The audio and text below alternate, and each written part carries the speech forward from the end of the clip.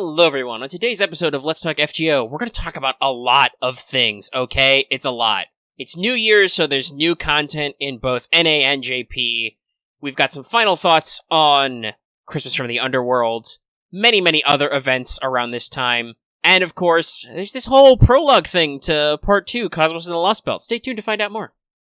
I am one of your hosts, some sort of Super Baritsu, also known as Omega. With me as always, my co-host. He's going to send you a love letter. It is a bullet from his gun straight to your heart. It's lucky. Everyone, I hope you're enjoying Fate Grand Order, aka the Tentacle Trifecta. And while we here at Studio Mega like to bring you the latest in FGO-related news and memes, we will be talking about current and future events for both the JP and EM version of the game, so anyone not want to spoil this should travel across the reverse side of the world. Yes, and we are definitely not the A-team. That is all of you fine folks, because this is our first episode of the year. This is Let's Talk FGO number 120, and this is live to public, so if you hear us commenting to chat, that's because there was a live chat, and there's a lot of you all of a sudden, probably because I pinged everybody. Ah, there are a lot. I do find it hilarious when you're like, alright, everyone shut up, but I'm the only one who can talk. I know, I don't think they shut up either, actually. Nope. But yes, we're here, we're doing Let's Talk FGO. It is going to be a thick, meaty episode because, well, we took a week off for the holidays, and also there's a lot of stuff because it's New Year's. Like, honestly, most of this isn't that. I guess the Part 2 prologue stuff started on the 26th, but it didn't end until the 31st, so most of it is just because of New Year's, but we'll see. Yeah. And before we get started, I would like to thank our patrons like Aga Comics, Qua, Jeremy Vasquez, Kylie Denton, Nestor Flores, Sodasun0424, and Video Gaming 75, and that one anonymous person who still wishes to remain anonymous. Thanks for your contribution so much, guys.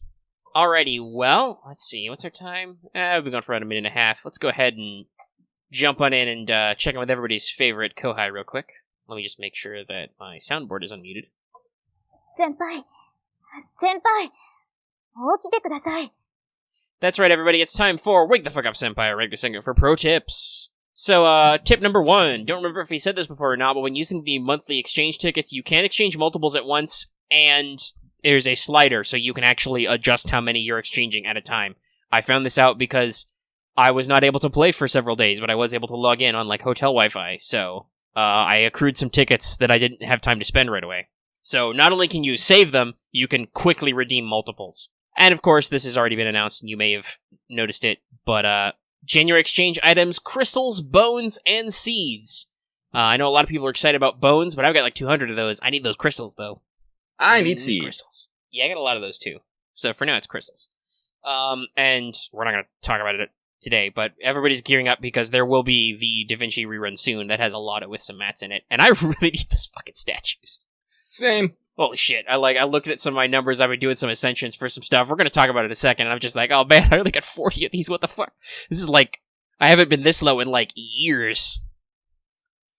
Well, speaking of, I guess it's probably time to do Records from the Throne, a regular achievement topic, would you say so, Lucky? Yeah, moving right along. Alright, well, I'll start off, Ereshmas' smile is protected. I haven't started with the grails yet, but that's because I have so many new servants to level, because,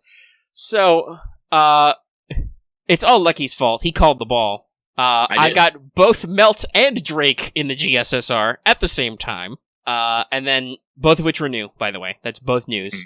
And I managed to get Hokusai in 60 Saint Courts. Emmy, Assassin, and Lobo also came along for the ride, so I got a lot of servants to level. Because, like, I wasn't even done leveling, like, Abby and Karna and stuff from my last run of Too Much Luck.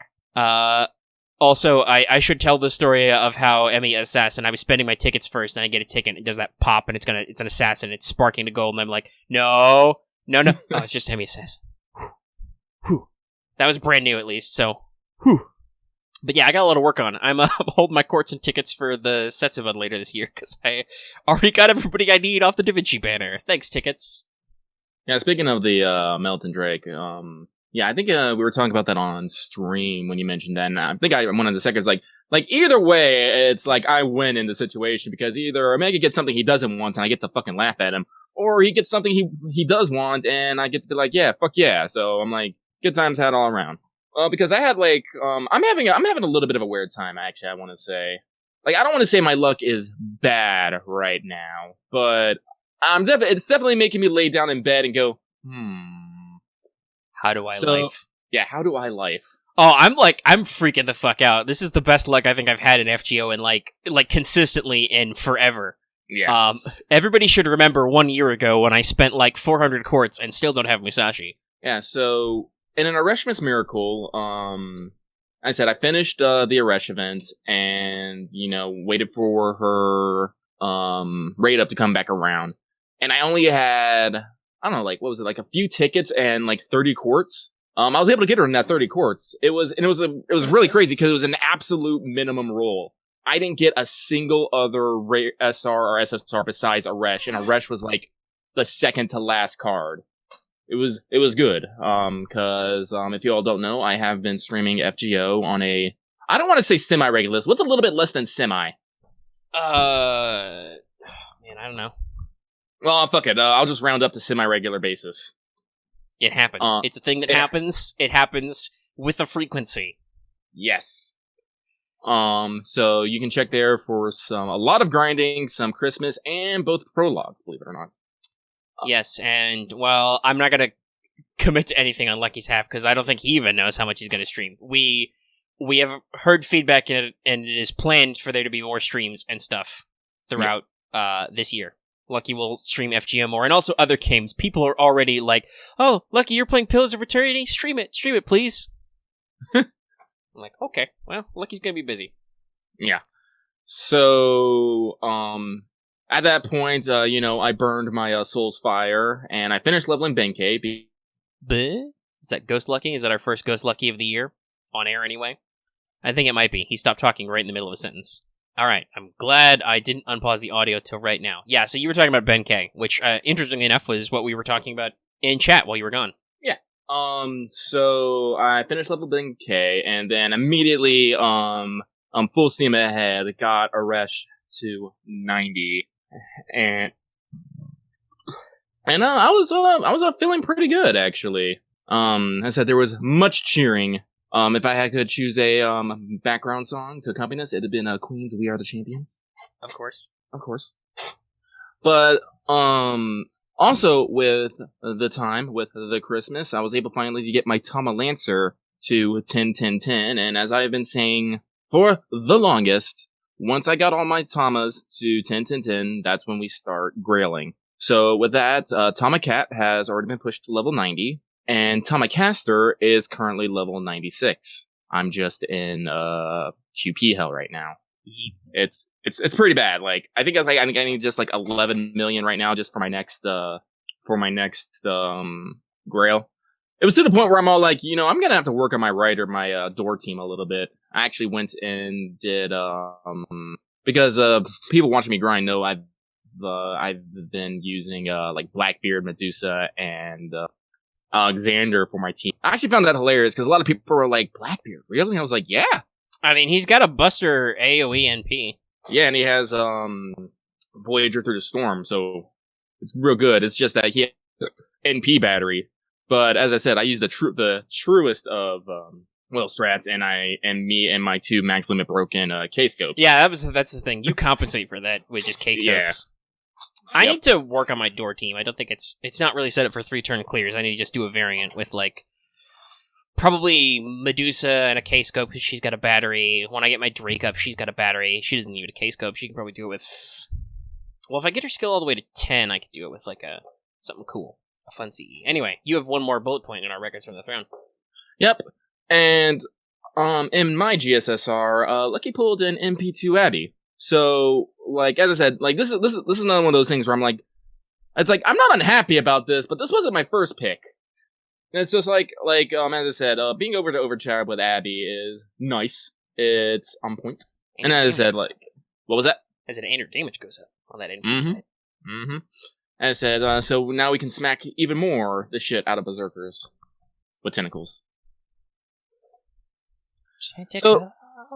So I don't know. I really didn't write this down for Not All the World's Evil, but I feel like I'm gonna talk about this now because we might blow past it later. So I'm in QP hell right now. Everyone knows that.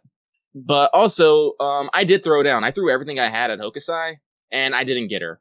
And I'm at this. As I said, I'm at the border between worlds here. Asking myself, do I want Hokusai? And unfortunately, a couple days ago, I probably would have said, nah, I can probably live without her. But now that Yang's come out, I'm like, but I want the tentacle trifecta. Right, you want to assemble the squad. Like, Yeah, I so I'm apparently am doing. I'm like, So what I'm the just fuck like, is going on here? I don't know. Like, I really don't know. Well, luckily, Hokusai's not back on Raid Up right now, so I'm like... Right, you don't have to decide right now. Yeah, so but it's like still one of those things of like, I don't want to spend And I mean, you don't have to worry at least until next month. Yeah. Well, actually, wait, no. You still don't have Da Vinci. That's right. You want to try for her. People were asking you that. Yeah. Are you going to try on the... Because Da Vinci is on the counterfeit rerun. She splits the banner with Jolter. Yeah. Well, I said, I was looking at it, like, from now until about, like, let's see, like, doing, like, math, I want Da Vinci from Da Vinci, image sets from the, Chocolate's Commotion, because she gets... Yeah, her on there banner as well. and the CEs get a rerun. I would like Oki to alter, but, like Actually, I said, this that's... is probably a good opportunity for me to... I made an image that I'm going to pull up. Okay. I tried to assemble all the content coming in 2020 into an image, which I saved. So, yeah. Keep talking about your picks. So, Oki to alter, I said, usually it is my thing to try and get all the summer servants. But, like, if I'm being real, all I really want is the ones off, Banner 2, like, specifically. Cause that's, BB, Maze Saber, and, MHXX. MHXX. I'd be like, okay, yeah, that'd be fine. I can roll with that. I'm predicting because Summer hates me, I'm going to roll in Banner 2, and I'm going to get NP3 Summer BB, and none of the 4 stars. Yeah. So, and then, let's see here. After That's probably that, how long my look's going to last. I'm going to keep going until Summer, then it's going to be like, fuck you. Because I'm probably, like, I'm looking at myself and, like, I'm going to have to skip Fujinon. I know she's super fucking limited, but god fucking damn it. Yeah, she's in a really bad place. And also, we've had this discussion before, both mathematically and just experience-wise, rolling for a single 4-star sucks. Like, it's either hot or it's not, as Lucky has seen with his, how many mamas was it? 13? 15? It was like 13 to 15. It was the same with my Annas. Meanwhile, like, everybody should know, because that's actually a video on our channel, how unbelievably hard I tried to roll Summer Mordred the first year and got 3 Tama Lancers. And I was just like, why? Why would you do this to me? So I'm just like, oh god, I do want a Hokusai, and I do know, like, she'll be back. She will be back, but it's like... The problem is she'll be back either on Thanksgiving or New Year's again. And we don't know which in NA. And here's the thing. Once we get into next year, there is gonna be a fucking reckoning with everyone's wallets. Yes. Parts of next year, especially early next year, are very rough. Yeah. There's a sequence. You guys are gonna have to do some tactical polls, kids. You're gonna have to figure out, either get rich for 2021 or figure some shit out. Yeah, I'm telling you right now, I think my strat is get rich for 2021. The year of 2020, it's the year of hindsight. I'm gonna look back and it's like, shouldn't have done that. I'm gonna do this now. No, we are doing pretty good on our ad rev. Nice. Yeah, we should get Daddy Google. I'll have to check to make sure, but I think the Daddy Google Bucks was not. Did we do one in December? Or was it November? I'll have to look at the account. We did pretty good for December. And we've already started off good, because you've done streams and stuff, which I'm sure are getting... Well, maybe not. I don't know. We totally did get demonetized for the showing and playing the entire OP. Yeah, but we'll see if they give it to us, because it's a tiny part of a bigger stream. Yeah, I'm not, like, either way, I'm, like, not even mad. Well, so I know at least one person helpfully donated probably about as much as that video was going to make in ad rev at once anyway, so thank you to that, audience people. Yeah. That is the thing you can remember. You can support us through Super Chat. Whenever it's Lucky streaming, you can drop us a little bit of money just to say hi or to show your appreciation. It's not like a regular thing like Patreon. And it works even if the video ad rev does get restricted. Yeah, so like I said, like right now, just picture Lucky lying in bed. He has his music on. He's staring at the ceiling. And just in a thought bubble, you just see Hokusai. That's Lucky right now. Well, at night. Oh, that's right. This file is too huge. I had to upload it to Imgur. Imgur! I'm not gonna do that again, hold on. If it's in my history, I'll pull it out for the audience. If not, I might just have to talk about it. Because it is the first show of the year, it is a good opportunity to talk about what's coming up in the overall year. And to look back on the year as a whole. I don't know when we're gonna do that, but we'll put it in there somewhere. Lucky looks back on his year. I spent way too much money on this fucking game. Lucky looks forward to his next year. I spent way too much money on this game. Or I'm gonna spend way too much money on this game. Okay, found it. So there you go, audience. You can look at that. Well, let's move into news, because we'll probably talk about some stuff there. Let's go ahead and really quick blitz through. Did you finish your master missions? Yeah, there you go. So it's pretty simple. There's half AP Embers right now. Do those. You need to complete 5 quests, you need to complete 10 quests, and you need to get 10 XPs for Berserkers. I simplified that to EXPs because it's any of them. And then get 15 EXPs for Lancers or Assassins, Sabers or Riders, or Casters or Archers. Gee, I wonder why. Do your dailies! It's a great image.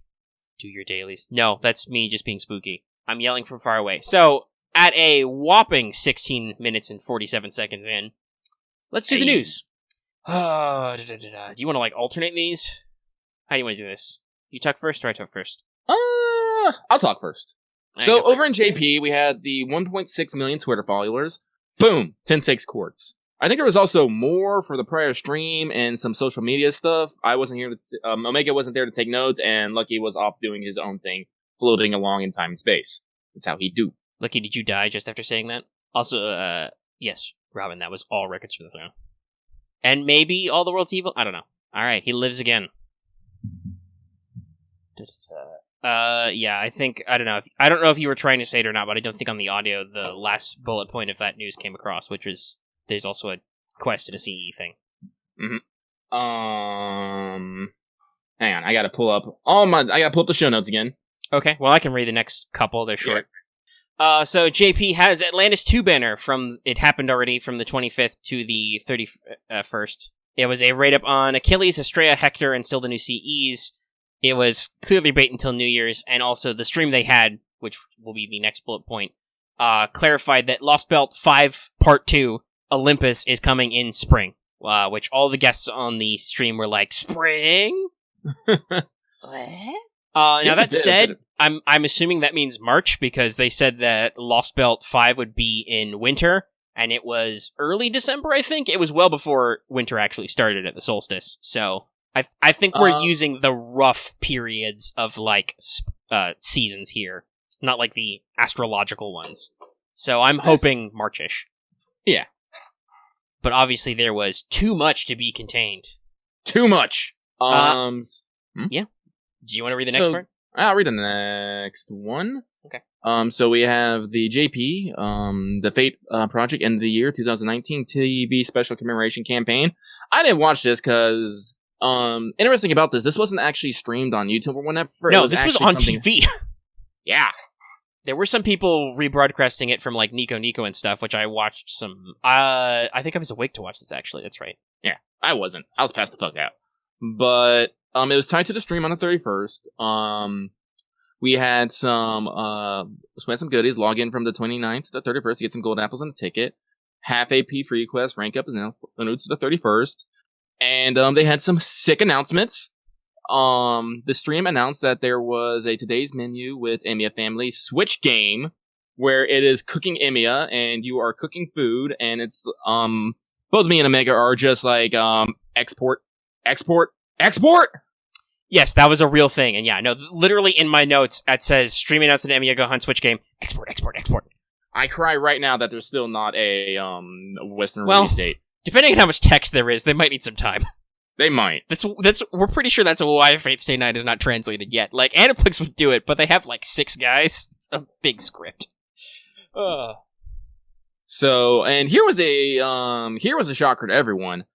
They released a new CM for Strange Fake, which is the still ongoing light novel that is released real slowly.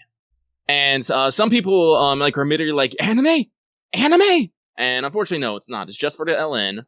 But it's good to see what they could do, because I don't read the light novel, but I do read the manga, and I recognize a lot of those scenes. I'm just ooh, that's good. But unfortunately for me personally, the best part was their soundtrack choice, because they used a new track from Sawano Hiroyuki, featuring the main singers from Survived Set the Prophet.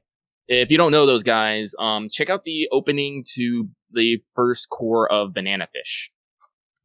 And yeah, you'll know those guys. It's a really cool looking CM that's just to promote the novels. And I'm I know, man, fuck, you guys must have more money than you know what to do with. Well, like, to be fair, like, they did that before. Remember when they did the, because I've seen this before. This is why I'm a little sus, when I see it, because they did that for the Ancient Magus Bride, too, where they just did this big, beautiful CM, and it was like, yeah, we're just promoting the manga, and I'm just like, God damn it. Yeah. Because, well, they'll, at least with that, I know that they're probably going to come back to it, because the anime was really well received, and they left it open-ended that they could actually keep going. yeah, The manga just has to keep going, because it's... now, it's a monthly manga, whereas I think Strange Fake is at a period of, like, maybe less than a volume release a year, I don't know. Yeah, and I believe the author has gone on the record like he doesn't want an anime or a collab or whatever until it's done. Yes. Because there has been some issues. With, well, yeah, we've already used some characters who were in Strange Fake that weren't, but that's what happens when you include major characters. Like, there was maybe a little bit of concern over use of Enkidu, because Enkidu is a major character in Strange Fake, which you would know from watching the CM. So it's like, well, that's what happens when you pick a major supporting character. Yeah, Kuakli says it bluntly, but accurately, then finish it, asshole. Yeah, that is kind of how I feel sometimes. I'm like, yeah, wouldn't it be great if you could wrap this up? Because you know they want to make a fucking anime out of it. And they made an anime out of like 2 volumes of case files. Yeah, they did. And they made a sick animated, CM for it, but whatever. Do you want to also read the next bullet point, Lucky? Yeah, it's just one line. Going on, we have the Sparrow in Moonlight running from January 4th to the 18th. There was actually, I remember, there was quite a few people who was actually wondering if this was going to happen. Because technically it's a New Year's event. Yes, and it's getting rerun. Stunning a lot of people because Christmas still hasn't been rerun, or Samba technically, so that's kind of up in the air. But yes, they are rerunning it, and presumably Benny Anime gets another rate up on this. Do they actually? Let me actually check. Are you gonna keep a count? And now I'm gonna keep count. Oh boy. That's just for the live audience, then. No, fuck. Grand Order Wiki doesn't have it listed. Okay, if you have any thoughts on that you want to talk about, you could go for that for a while, probably, because I'm going to go hunt for research. Alright, so, to bring it back, Benny Enma, she's available again, and, as I said, like, I'm excited for this event when we finally get it, because, I don't know, I'm hoping that they're going to just keep doing, like, maybe some variants on the Sparrow and like, I'm not sure, but I'm glad that it got a rerun, because it is a full-fledged event, even if it's New Year's. Yes. Okay, I have found it. Yes, okay. They have already announced the banner. They are rerunning last year's New Year's CEs, and it will be a Benny and Matamo and Saber Deermood raid-up. Neat. We'll see if they do another, because I think this was also when Old Man Lee debuted, but that was like a part 2 thing. If I remember correctly, Old Man Lee debuted in, like, the latter half of the month. Yeah, he was basically, and here's Sparrow in Banner Part 2, now with surprise Li Shuen. Also, he's a story lock for Lostbelt 3, just like Shitanai. Yeah, so they've wiggled around some stuff. They added some new bonuses. Like, I think, does that say that yeah, apparently Yang now counts as a bonus servant? That's cool. Alright, well, Lucky's been reading a lot, so I guess I should take over again for a bit. And, so JP's New Year 2020. It's a big thing. Hold on, I feel a sneeze coming. I might have to stop myself. Alright, sorry about that brief break. I thought I was going to sneeze, but didn't. So, New Year 2020 campaign. It's running from the 1st to the 10th. This is the JP one. We're not in the NA one yet, even though they will sound very similar. So, JP, it's 30 courts straight up. They're having a login campaign which gives 1 rare prism, some 4-star foes, and a Holy Grail. I guess they didn't have enough new events to give Holy Grails, so they gotta get you started off the year right. It's a freaking one. They're doing a social media campaign for 20.20 million QP and a 4-star CE. And they have limited master missions for 10 Saint Courts. Okay, that time the sneeze got me. Surprise! Ow. So yeah, limited master missions for 10 total Saint Courts, an EXP CE, a new command code, and a faux print. They've got half AP dailies, double suck chance, and quarter AP story. They've got some even more limited master missions, which are going on until February. You get up to 30 Saint Courts by having cleared at least Section 1 of Lostbelt. So basically, if you clear Section 1 of Lostbelt 1, you get 5 Saint Courts. If you cleared Section 1 of Lostbelt 2, you get 5. So obviously to get all of them, you have to at least have finished all of them and started 5, but, there's some room in there. And you got some time to do it at least. So here's the big stunner. We've all been wondering how they're going to implement this, what they're going to do. Mm-hmm. Well, here it is. Saber Lily has been added permanently to the friend point gacha. She will not give you rare prisms, still being a werefell, but she still gives 3 mana prisms. And she's in there. We don't have an exact reporting because the friend point gacha is free to play. There is no requirement for them to disclose the odds. The general calculation seems to be that she is more rare than a 3-star servant, but she is not as rare as double secret servant Angra. But yeah, so if you're a newer player in JP and you've missed out all that stuff, you can get access to Saber Lily. Also, Saber Lily and Vanilla Saber got animation updates. They real good. Sprite updates and stuff, which also, I don't think her actual animations got updated, but Swimsuit Artoria also got her sprites updated a little bit. Oh, that's nice. Like in her Ascension with the crown that now tucks her Ahage. It's funny.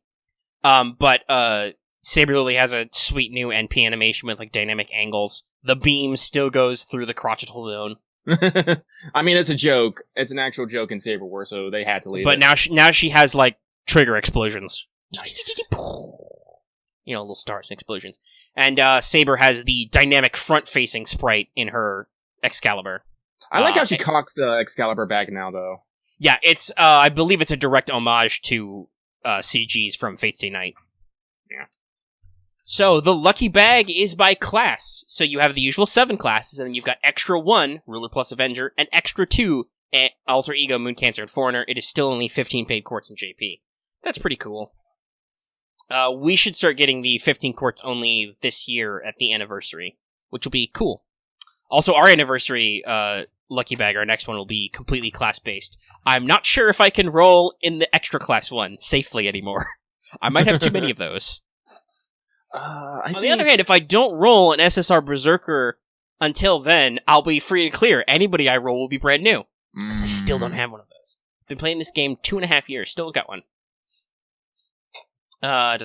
So, new servant, SSR Foreigner, Consort Yang, has a trial quest for 1 ticket.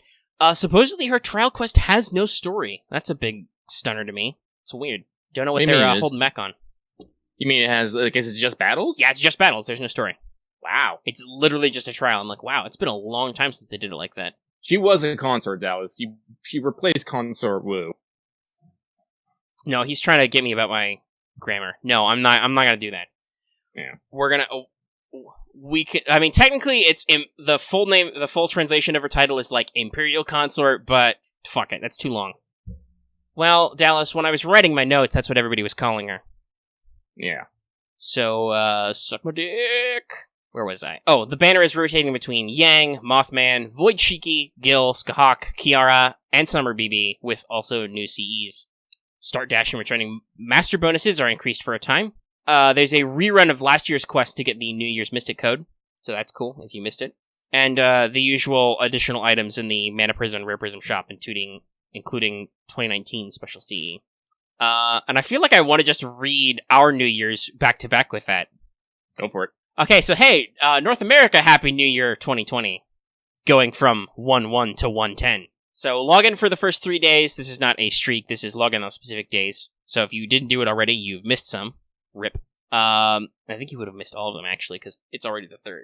But yeah, so the first day was 20 St. Quartz and a ticket. And there's a ticket every day. There's also 20 gold apples and some foes. Those gold apples are great, even though I have 420 now. But they're great for EXP farming, because we've got half AP Embers and double suck chance, as is usual. There is a social media campaign for a CE, and what was in my notes was some QP, but it's the same 20.20 million, which we've hit, by the way. I double-checked earlier today, and we are exceeding the retweets likes level for just on Twitter, so we've clearly hit it. So that campaign was going until the 5th, so I'm going to guess that's when we get our rewards. That'll also get a CE. Hang on, I'm throwing shade. Yeah, go for it. I'm reading notes. The extra NMP, there's extra Mana Prism and Rare Prism shop items. The Mana Prism was actually double. There were 10 tickets and twice as many EXPs, which are all gone already. I think that got Hokusai just to level 50 for me. It's shocking every time how very not far EXPs go. I can't wait. Did they actually make the 5-star EXPs? Is that a thing? That's a thing, right? They did that? When? I don't know when. I'm thinking that's the thing they did, right? Sometimes I forget. Was it Annie 3? Okay, Annie 3, 50 million down. I'm getting rare ones, but yeah, they're in the FP gacha now. And some people have wondered if they're gonna, because there were some, like, weird gold hands that appeared in some quests lately, so people are wondering if they're gonna implement a daily update, which will include 5-star hands, which I would appreciate.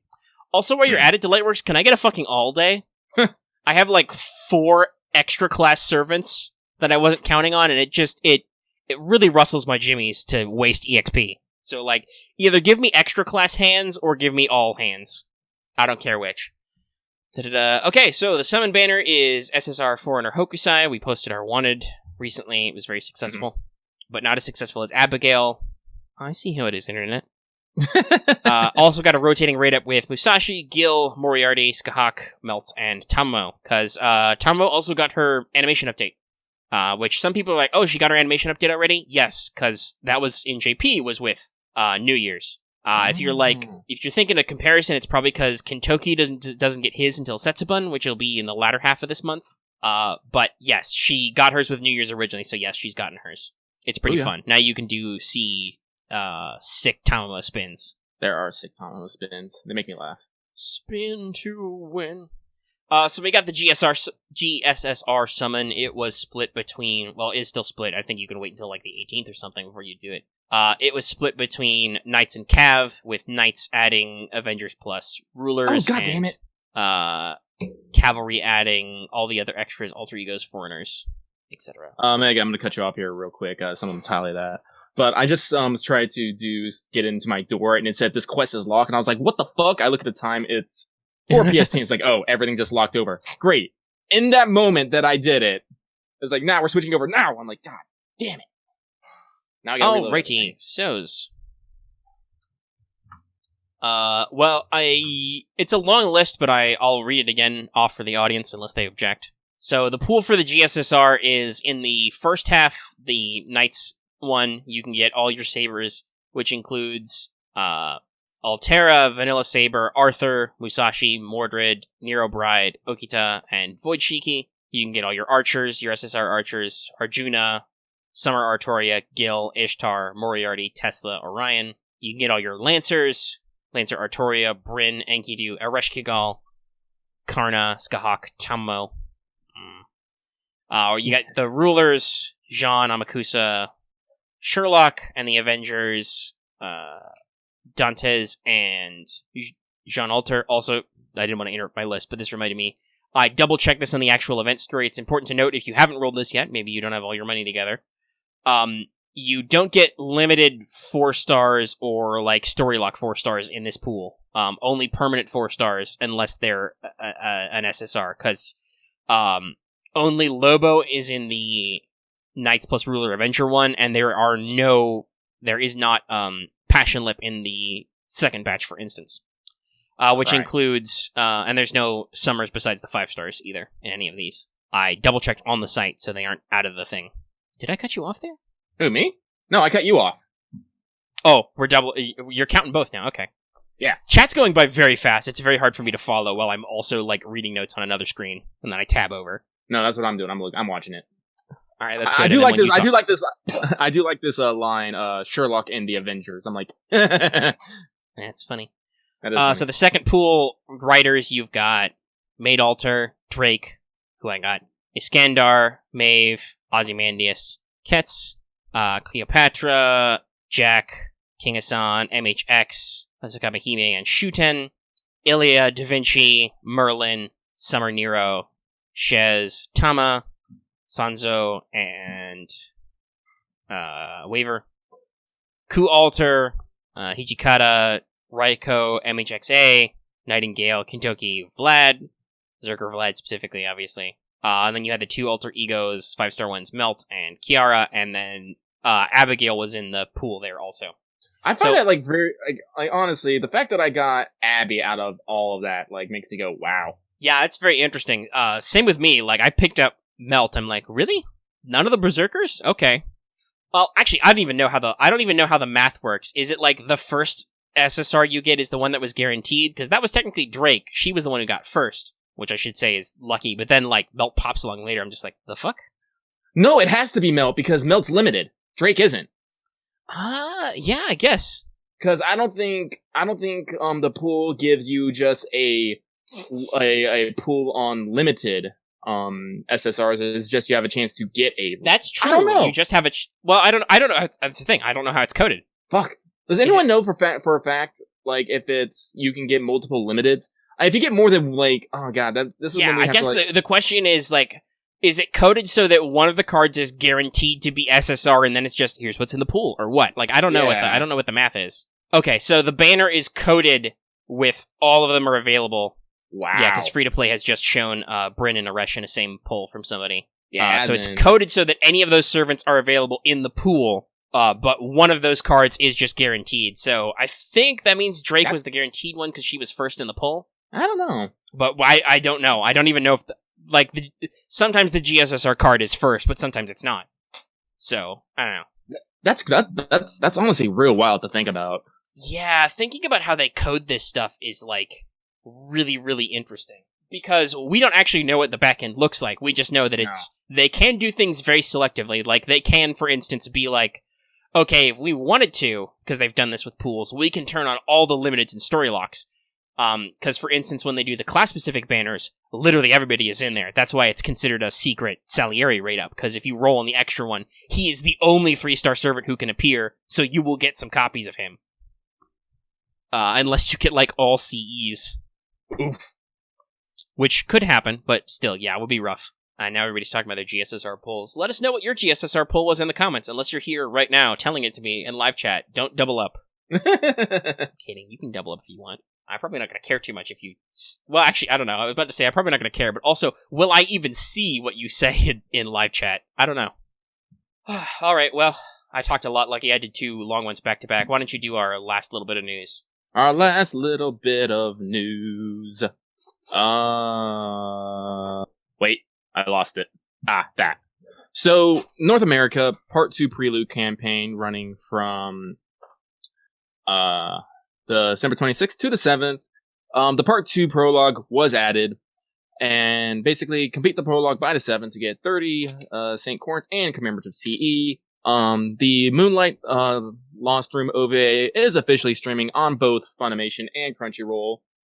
And you, must complete Solomon for benefits. The OVA was interesting because technically it launched at midnight, Pacific Standard Time. So midnight for me. But apparently there was some weird delays in getting it out on some areas. It wasn't perfect. Yeah, I don't know if it was like supposed to be rolling with the time or what. Yeah. I do know that outside of America, it was on like an alternate service for people because you may not necessarily get Crunchyroll or Funny Plus. It was on both. Wasn't it like on like Animax or something? I think that was the name of it. Yeah. Well, we're at the end, so do you want to talk about Lostroom now, or do you want to wait until we talk about like the whole of the prologue? Well, let's go with Lostroom first, because technically that takes place before the prologue. Well, actually, I think no, you're right. It's not in between the two, but it's like literally, parts the of prologue, it because you're wandering around the base and you're like, oh hey, where's Mashu? And they're like, oh, I don't know where she is. But also it references stuff that's ongoing, which you may or may not have seen. I don't know. We can talk about it now. Yeah. So it's about 30 minutes, and it's divided into a couple of parts, I guess you would say. Yeah. So the whole point of this is Mash is looking for you, the master. Mm-hmm. And people point her in the direction. By the way, this is true for both the OVA and the actual prologue in-game. Chaldea has staff now. They talk. They exist. They have unique sprites. Mm-hmm. But a couple of them tell her that, oh, you're in the back room. And apparently there's a ghost story about the back room, or the lost room, as they call it. If you go there, you will see something you have lost or are about to lose. Ooh. And I think that's the only clue we get as to what the fuck is going on in this OVA. Because, like, I'll be reals. I know a lot of the Lostbelt stuff. This is still kind of confusing to me. I'm like, what? So when and why do we see this? I don't know. I think it's the effect of the fucking Paper Moon. Yeah, the paper moon is apparently stored in the room. Yeah, so... which is, if you've finished the prologue, that's where it was. Yeah. So, like, my thing is basically the paper moon just, like, because it basically has the ability to travel between. Yeah, the paper and moon it's, is basically... it's useful for math stuff, I guess, like calculating the alternate dimensions. Yeah, so what I think basically did is the paper moon just basically intersected some timelines. Maybe one where Olga Marie was a master candidate. And... Yeah, because that's the first section is basically we see Olga's dream. And she dreams where you and Mash are still there, but she's the final master of humanity, commanding all these servants to fight people. And it's very interesting to note that the servants she summons or calls on are evil. Not just are they the antagonist servants, they are literally all, I think, evil alignment. Well, actually, like, you look at it, that scene was in America. You're at the White House, and Olga Marie was just on the side of Maeve. Yes. Well, technically, the way she phrases it, it sounds like she was in an alternate version of the Singularity, where you were opposing Rama and Nightingale. Yeah. But yes, so she uses Ku-Alter, Maeve, Mephistopheles, and she fights Rama, Nightingale. We get to see Nightingale's MP in action. And also Kazgil and Ishtar show up. Mm. Yeah, that was the weird part. I was like, what? Yeah, it's a dream, so she wakes up just after. Yeah. And then there's two conversations here, right? It kind of blurred together to me. There's two conversations. Yeah. One is Mash, Dr. Roman, Lev, and Olga are all sitting around a table talking about stuff. And we get a lot of backstory. We get a lot of conversation about Olga Mary taking over the business, basically, about why Director Marsbury did things the way he did. What Lev did in the whole thing and all that stuff. We get the obvious mention of the paper moon. Mm-hmm. It's, like, incredibly unsubtle. And, Mash and Olga are there. We find out that Olga Mary did not like Da Vinci. She thought she was weird. But Dr. Roman is like, oh, that's funny. Da Vinci thinks of Olga Mary like a little sister. My heart sings for Tug. I don't know if I trust Dr. Roman to say that. He's kind of a goof. He's a goofus. But obviously the important thing here is that, with the exception of Mash, all of these people are gone. And I think the idea was this was triggered that Mash entered the room. Mm-hmm.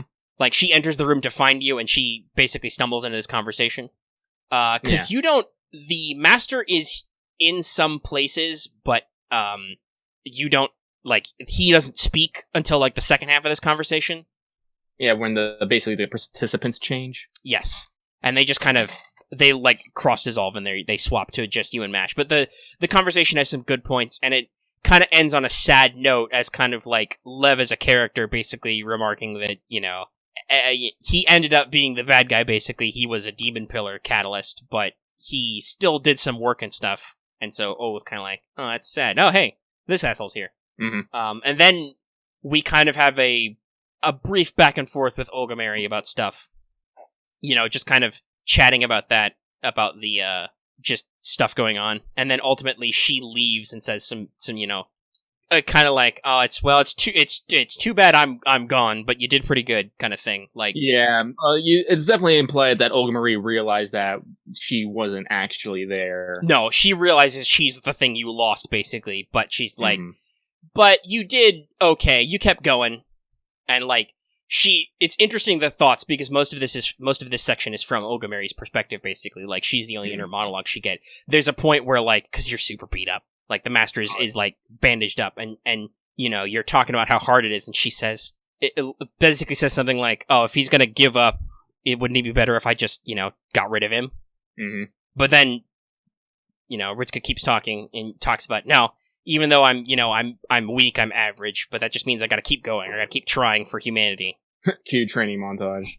And we get to see, and I didn't realize, because obviously, the OVA wasn't officially translated yet, but that's not a thing that Babylonia just added. That's apparently a thing that you've been doing since Lostroom, which I know Lostroom technically comes after, but it was produced first, so. Timelines, ooh. But yeah, apparently Fujimaru works out a lot. Push-ups, sit-ups, plenty of juice. He literally probably has the best fitness training team. Yes, there's also a great scene of Roman soldiers trying to stab the master, and he's like pushing it back with his foot. Like, nope, don't do that. Which, that's pretty fucking early, too. Like, obviously that's after Orleans, but still, that's pretty early in your career. Oh, yeah. Nothing says, make gains like near-death situation. And, in case you guys didn't know, Roman soldiers are pretty hardcore. Yeah, they are. Like Legionnaire training was... We still get a lot of our basic military ideas from, like, they would be able to do, you know, so much marching a day with their ruck full of gear and all that training, and it was like, okay, you are gonna march this distance in a day, or we're gonna stab you. Kind of stuff. So, Get like... going. Yeah. But yeah, we get a lot of flashbacks to you know, Fujimaru basically talking, and then Olga Mary has this sad reminiscence at the end where it's basically like, oh, I'm kind of, you know, she kind of reminisces that it's sad she couldn't go along with you, basically. Like, Yeah. this is what she lost. She lost the journey, and you lost her, and then she goes off. And then we go into a weird dream room where this mysterious white-haired guy kicks the shit out of people. Yeah. I'm like, honestly, as soon as I saw the color scheme, I'm like, oh, I know who the fuck this is. Yeah, it's Mash's color scheme. It's Galahad. Yeah. So he punches Kyo, Ushi. The big reveal is when Saber Alter appears. He obviously this is Fion's only got one rank up, so it's obvious that he would lose. But the big reveal, in case you didn't get it, is that Saber Alter appears and does Excalibur Morgan, and he does what Mash does in Fuyuki and activates his Noble Phantasm with the shield and blocks. Yeah. And then he stabbed you a little bit or something. Galahad actually uses his sword. The master is bleeding, and just like, and you know, Galahad just walks over to you and it's like, hey, you kind of suck, nerd. And you're like, fuck you. I can do it. I can keep fighting. We're gonna, you know, and he's like, listen, because of that shit that happened, humanity's still gonna be destroyed because, some other shit's gonna happen now, and it's kind of your fault because you stopped the first thing that would have destroyed us. Yeah, And- I'm gonna cut you off. Real Go for quick it. here, because hearing that, it's kind of might be implying that because Gatia and Solomon might have foreseen this second event. It was trying to move before it happened. Yeah, that was I believe, heavily implied in Solomon, where Gatia was Yeah. like, I had to do it now because something Yeah. was gonna happen. Yeah. So So Galahad's like, well, good job, you stopped Gatia. Only now the thing he was warning you about is gonna happen, and you've already lost. And you're like, and the master does this big spell. He's like, no, it doesn't matter. As long as I am here, the future of humanity is a white canvas. We can have anything. And then Galahad's like, you're right. The world is already white. And then he shows you just white sands. Right, and just endless expanse. And the master is like, the fuck? And he's like, so, yeah, it's bad, kid. You've already fucking lost, and it's all your fault. So, bye. And I'm not... So, there's a lot of people throw shade at Galahad. They are doing it right now, in fact, in chat. Yeah. I'm not really, like... Here's the thing. He's in the OVA for, like, 5 minutes, right? Well, like, honestly, Galahad is just literally he's just telling me how it is. Well, yeah, that's kind of how I read it, too, is just... I don't know if he's got a deeper meaning besides just, listen, it's okay, it's cool, you won something, but now you've lost again. You've lost despite you won. So, shit's fucked, and I can't help you. So, just letting you know. And then he fucks off. Like you Mash comes into the room and you wake up from the dream. So like, I said, like, yeah, I'm not gonna say he was probably a little rough, but, like, you done fucked up. Yeah, and now but here's the thing, there's some implication that he is not properly aiding Mash, but also his instinct to warn Mash about stuff in the prologue, right? Like, she still learns things. That's okay, you're still one up on me. But, like, we'll talk about it more in detail later, but when she meets Kirie, she's like, Galahad's telling me this guy's bad news. But also she has a lot of trouble doing her servant stuff later. So it's like, yeah, so I'm like, I don't necessarily want to be too mad at Galahad specifically yet, because he really doesn't explain himself at all. It's just like, listen, shit's fucked, Mr. President. It's a dream. And if everything... He's not wrong either. It is technically our fault. I think he has a line where it's like, so on the one hand, it would have been better if humanity was destroyed by something at least that loved it. What's coming now is like completely alien. And I'm like, okay, I guess I understand that logic. To you, that makes sense.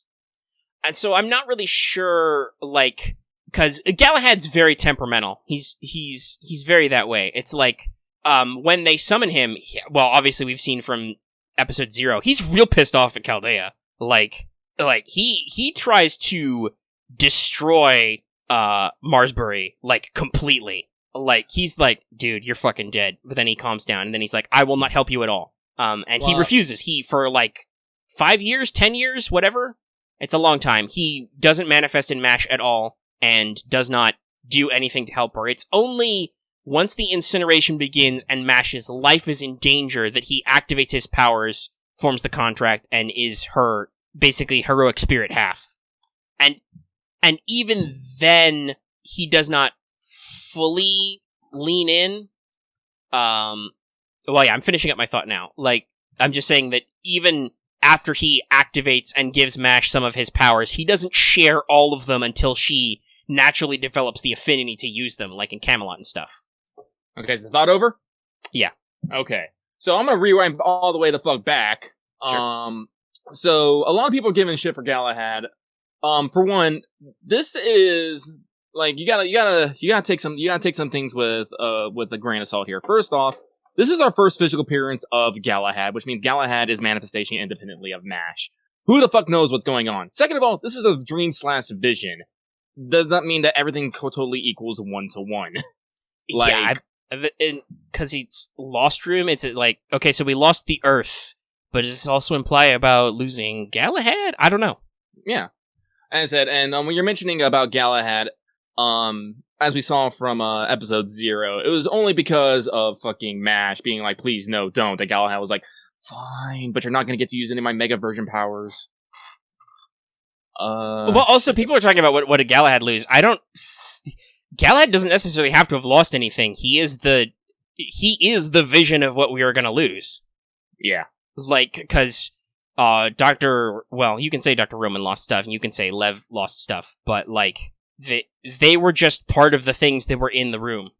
Now, yes, he does come in, but, like I said, it could be that he is the thing that is lost, because that is a thing, we're going to talk about this later, but MASH will have problems with her powers again throughout Lostbelt. Yeah, you say he could have warned us. As I said, if this effect was on taking place of going into the Lost Room, like, they actually do state, no one goes into the Lost Room. It's kind of cursed. Like, the only reason that people are going in is because they're cleaning up, because the UN inspection team is coming up. And also, it's like, that's always the trick with prophesizing and future seeing. Because Galahad lets us know we're gonna lose, does that mean we have to lose, right? Like, because he tells us, does that mean it's set in stone by the properties of the Lost Room? Who the fuck knows? We don't really know anything. The Lost Room is just an excuse to have, like, metaplot stuff, so it's like, I don't fucking know. Yeah. It's the place where the Paper Moon is, and then there's also some very, very poignant stuff with Olga Marie. Mm-hmm. Do we actually see the priestess, the spooky lady, in the Lost Room, or is... Okay. Yes, you see her at the end. As the master leaves the room, it looks like a weird-looking alien girl spooky space lady is looking through the room at him.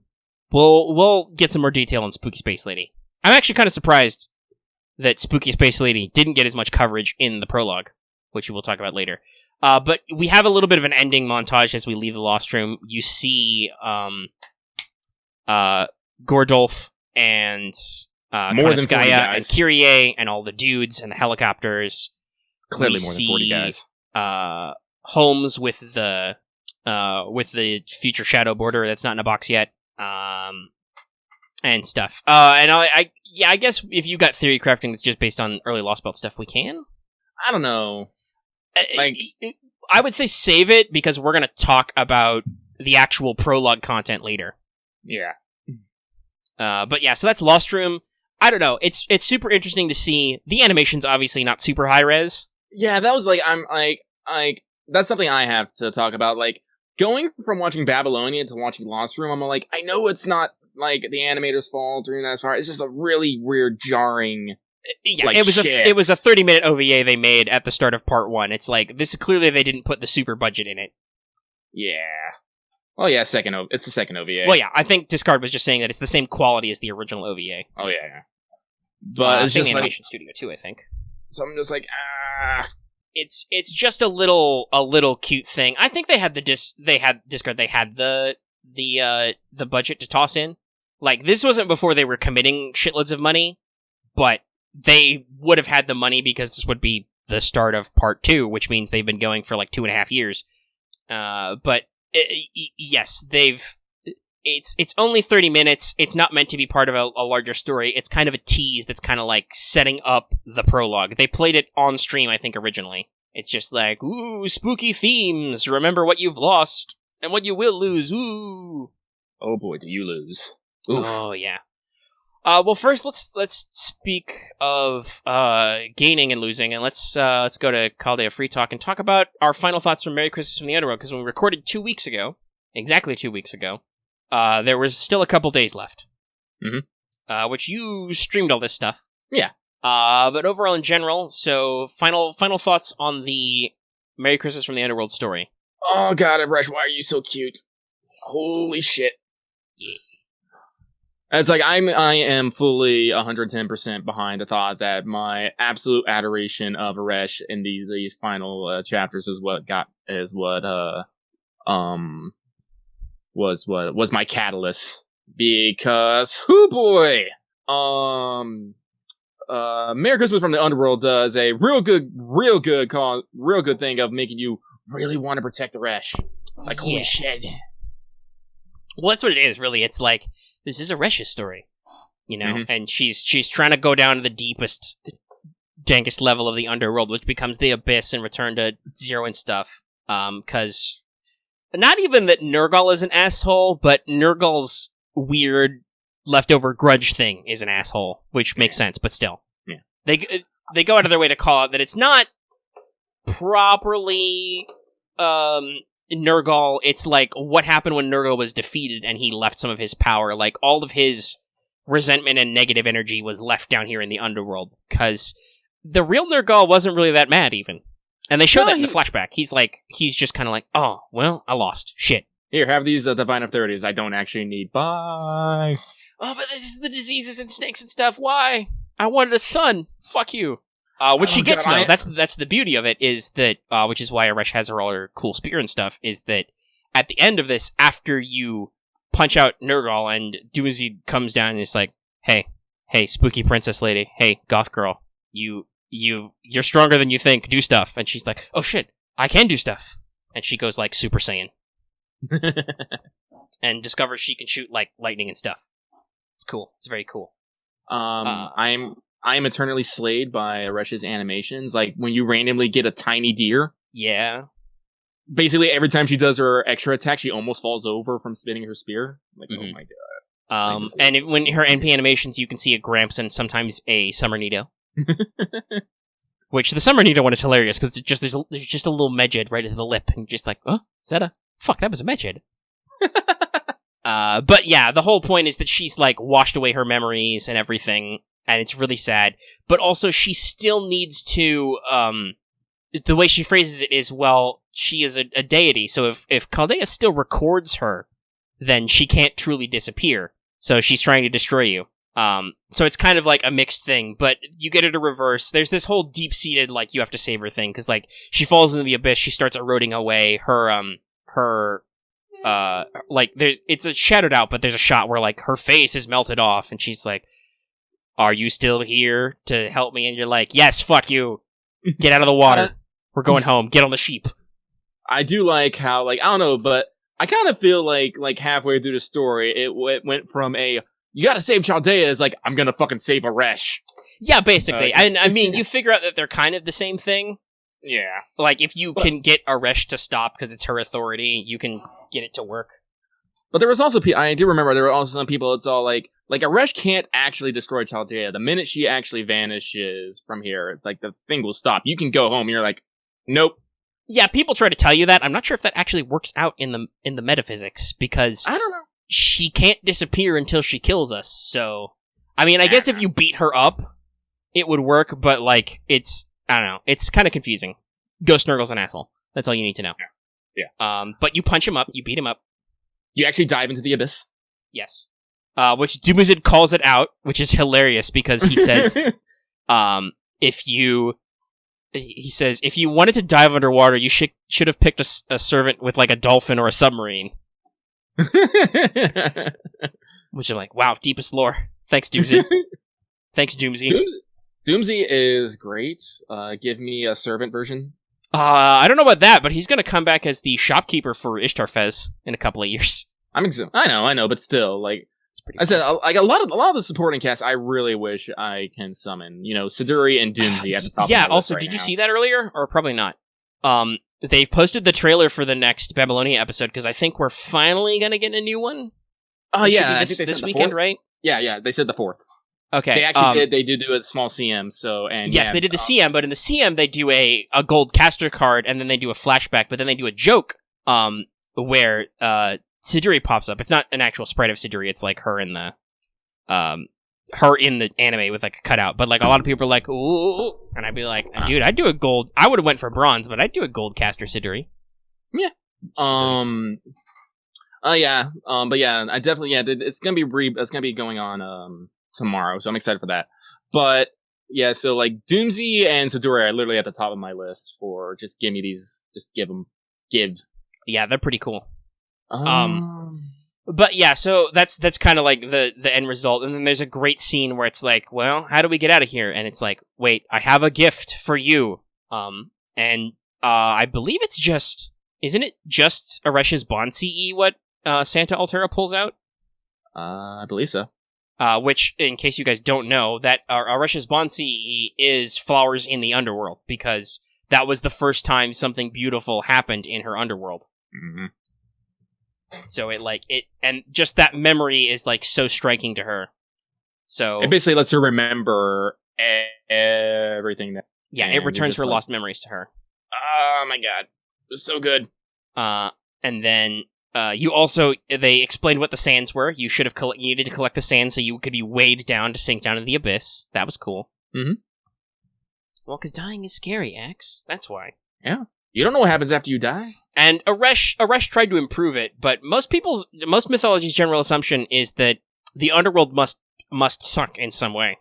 Like, maybe if you were really cool, you get rewarded after you die, but most of the time it's just like, well, it's at least as boring as real life. Like, y'all should talk to, like, Oz and Nito about what their afterworld is like. Hey, guess what? It's literally just their regular life, only maybe slightly more magical. But yeah, so, okay, you get Eresh back, and then Doomsday basically says, okay, so, here's the thing. There's some fucking time warp shit going on, so, Eresh, it's gonna be like a year for you, but you can go back to Chaldea after this. You guys are gonna go back to your time. So, good luck, bye. Did we mention... I forgot to mention, someone reminded us, did we talk about fucking Ishtar crashing the party? No, we did not explicitly mention, but yeah, we got to, we get, this is, I didn't know this is where the Super Ishtar sprite comes from. Because she is just fucking blitzing down there, and she's like, fuck your gates! And she, like, smashes through 6 of them, and she's gonna jump off the last one. It's not really sure 100% what she's doing, but I guess the basic idea, I think, is that she's gonna try and get Eresh herself. Like, she says she's just doing it to shenanigans her Eresh's authorities, finally, but Ishtar's not a complete asshole. Like, in Babylonia, she's sad when Eresh is fading away. Like, I don't know, I think it's a kind of a love-hate relationship, because technically they're the same person. Yeah, they have that conversation, too. Are we the same goddess? But yeah, so she, like, maybe she would be like, hey, Eresh, if you don't want to rule the underworld anymore, just give me your authorities. Like, she could have done it in, like, a selfish way, but still, it was, you know, a whole thing. She won't admit that she wants to help, but she is. But then you punch her a lot, and she's just like, ugh, okay, you're supposed to be here anyway. I guess you can probably have a better chance than me. But if you go down there and don't come back, I'm gonna do it. I find that hilarious. I think this is like the first fight where you actually do a break bar and the character gets weaker. Yes, also, Ishtar has an interlude that I haven't done yet. I'm hoping for half AP on interlude sometime, but I don't know when that'll be. I don't know when I'll find time to do all that shit, because it's half AP Embers right now, and then it's going to be a Lotto event, and then it's going to be Setsubun, which is going to be very time interesting. Big oof. Yeah, and then I think Valentine's is like the first thing in February, too. It's going to be rough. Wow. There's a lot of stuff. I don't want to jinx it, but I think having this game on in the background is actually helping me from ghosting. Possible. Yeah. Yeah, whatever. Saber Wars we ran. I mean, I'm looking forward to Teach getting shot in the crotch not once but twice. I mean, I'll be glad now that I have shitloads of sabers that are bonus servants to just be like, haha, fuck you, Saber Wars. Who's laughing now in my Nero and Saber altar? I should probably check on that. But yeah, I think the only thing would be to talk about our end results. I was very concerned about some stuff that would have limited my farming, which kind of did, but I managed to get 15 boxes done, which was good. I said, Lucky's not going to talk about, but he was in a bad way too, so he only got 11 boxes done. Well, we still got them all. I pushed myself really hard, not really doing anything else in those last couple of days to get it to 15, because I really wanted to finish off Eresh. And that does mean that I have all their stuff, I just, and Altera has all her NP levels, just Santa doesn't have all her levels yet. I'll work on it, okay? I've got a lot of servants to level. Big level. Yeah, I said my Santa is level 80. I was going to mention something else, but I forgot. Well, if she's level 80, you should have put a note down that you protected that smile. Oh. She's a 4-star. Oh, jeez, that's right. I forget. Like I said, I wasn't in the greatest way. Like, honestly, I was planning on farming more, but I actually passed out in those final few hours. So I wasn't able to. Also, yes, we did, in fact, go back in time. We were pulled into 2018 when Babylonia happened, and then we went back forward. And now it's kind of implied that we gave Ishtar her fucking summer idea? Basically, we did some time shit. Because we talk about the race, and she has no idea, and she's like,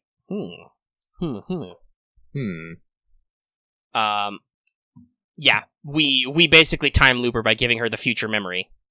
And she's like, oh, this thing's cool. This is fucking sweet. I need one of these in real life. And it's just like, oh no. Uh-oh.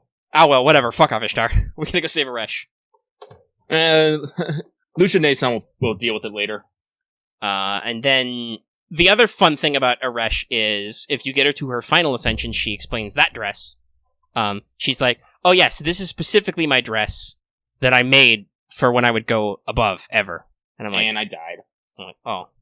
And I'm like, oh, I actually really like your second ascension better. I think it's cooler, but I can't not have you wear your cool above ground dress. That's just mean.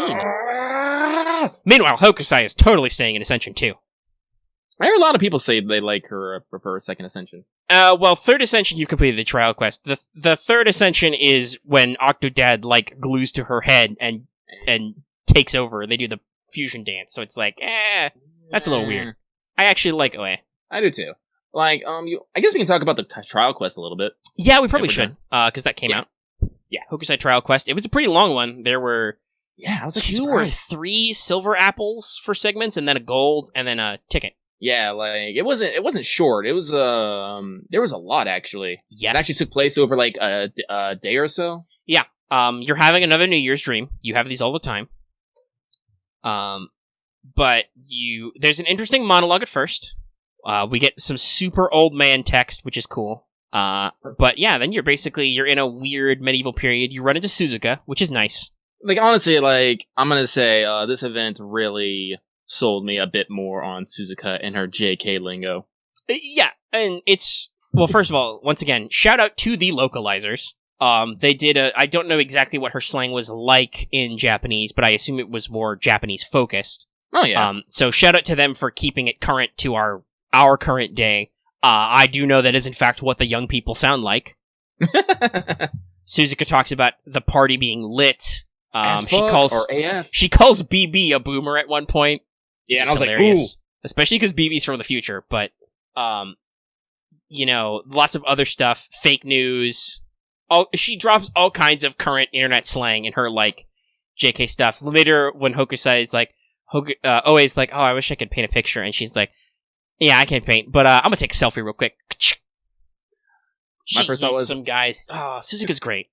I know some people are a little nettled about her from the event and being on the banner, but I'm like, fuck, I really want that fucking fox. Yeah, no, I'm glad I got her. That's okay. I think I'm at NP3 Rama. Sabers will come home eventually.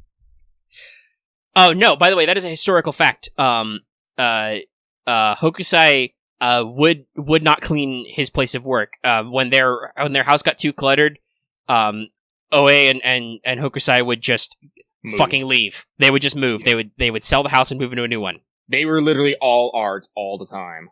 Hokusai died at like 80 and was, I think it's actually, the monologue is in the trial quest, right? Where it's like, oh God, oh Buddha, just give me 5 more years and I could become a really good artist. Yeah. Just like, no man, the dude just, like, he was crazy about art, which he was doing for years. I tracked this in my Wanted.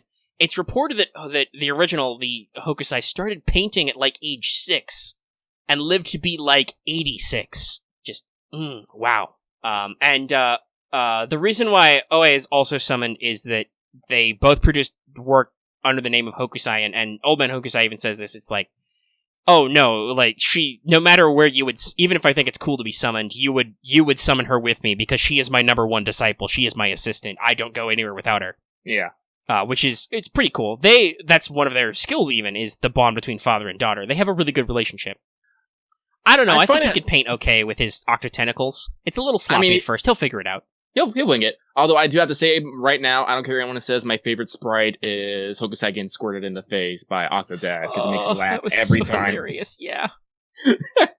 Because she doesn't realize that the octopus is Toto-sama. Yep. I find it interesting that they actually left it Toto-sama.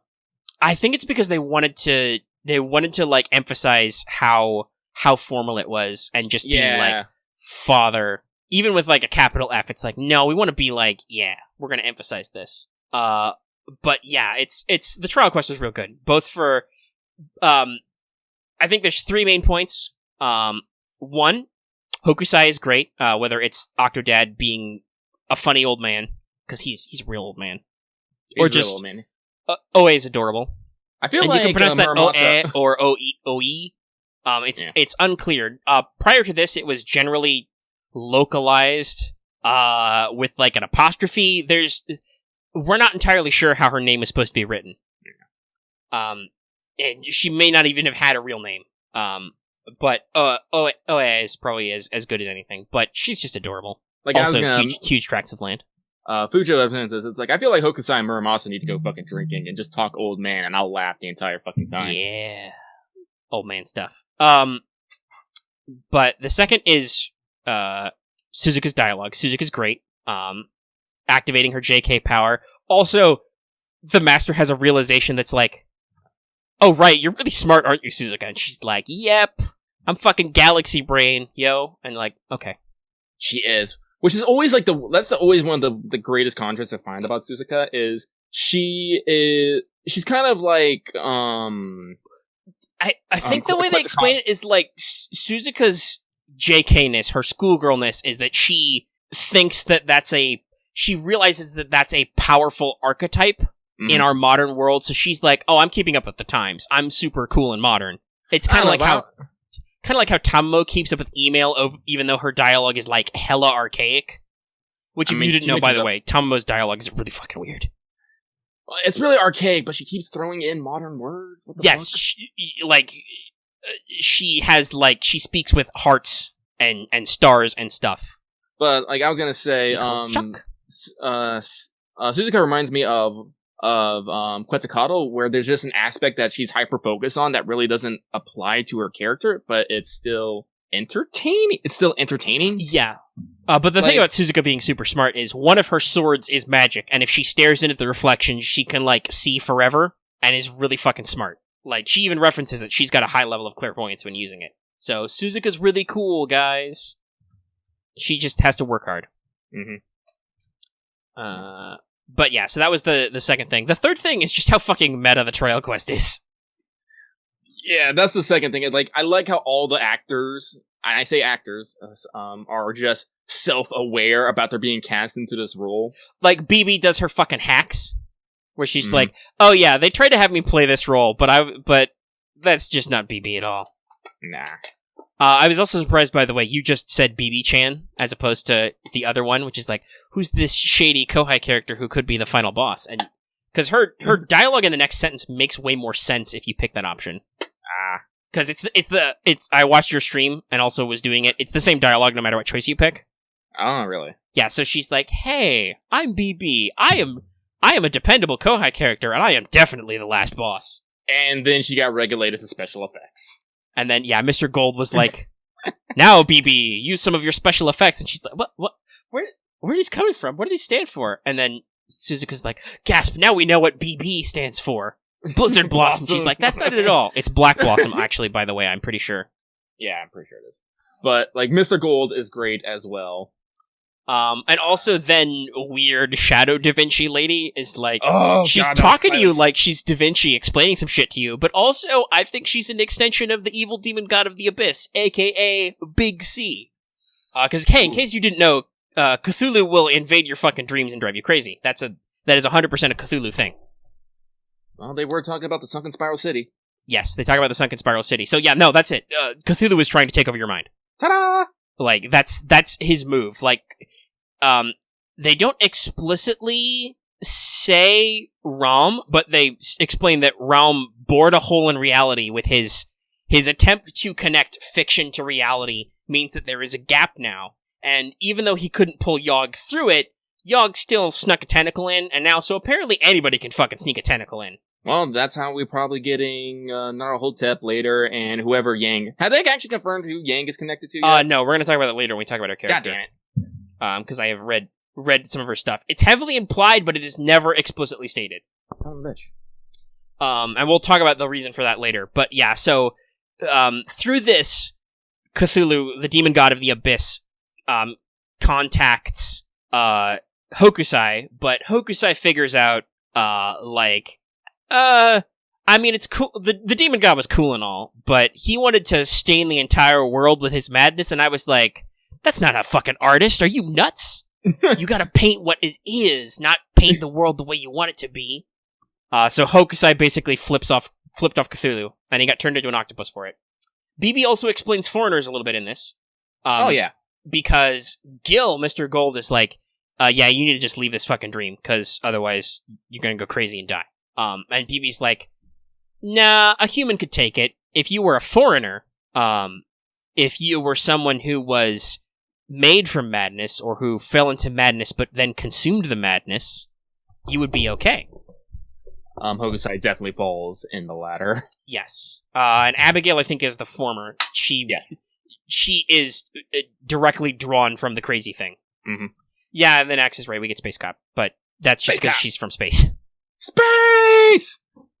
But yeah, so we get there's a decent amount of backstory and lore here.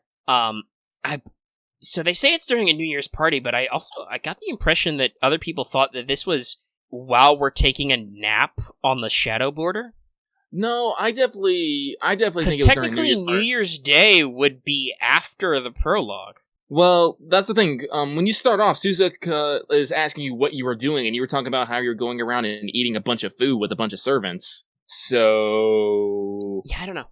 Also, to answer a question from the chat about BB, yeah, Voltic got it.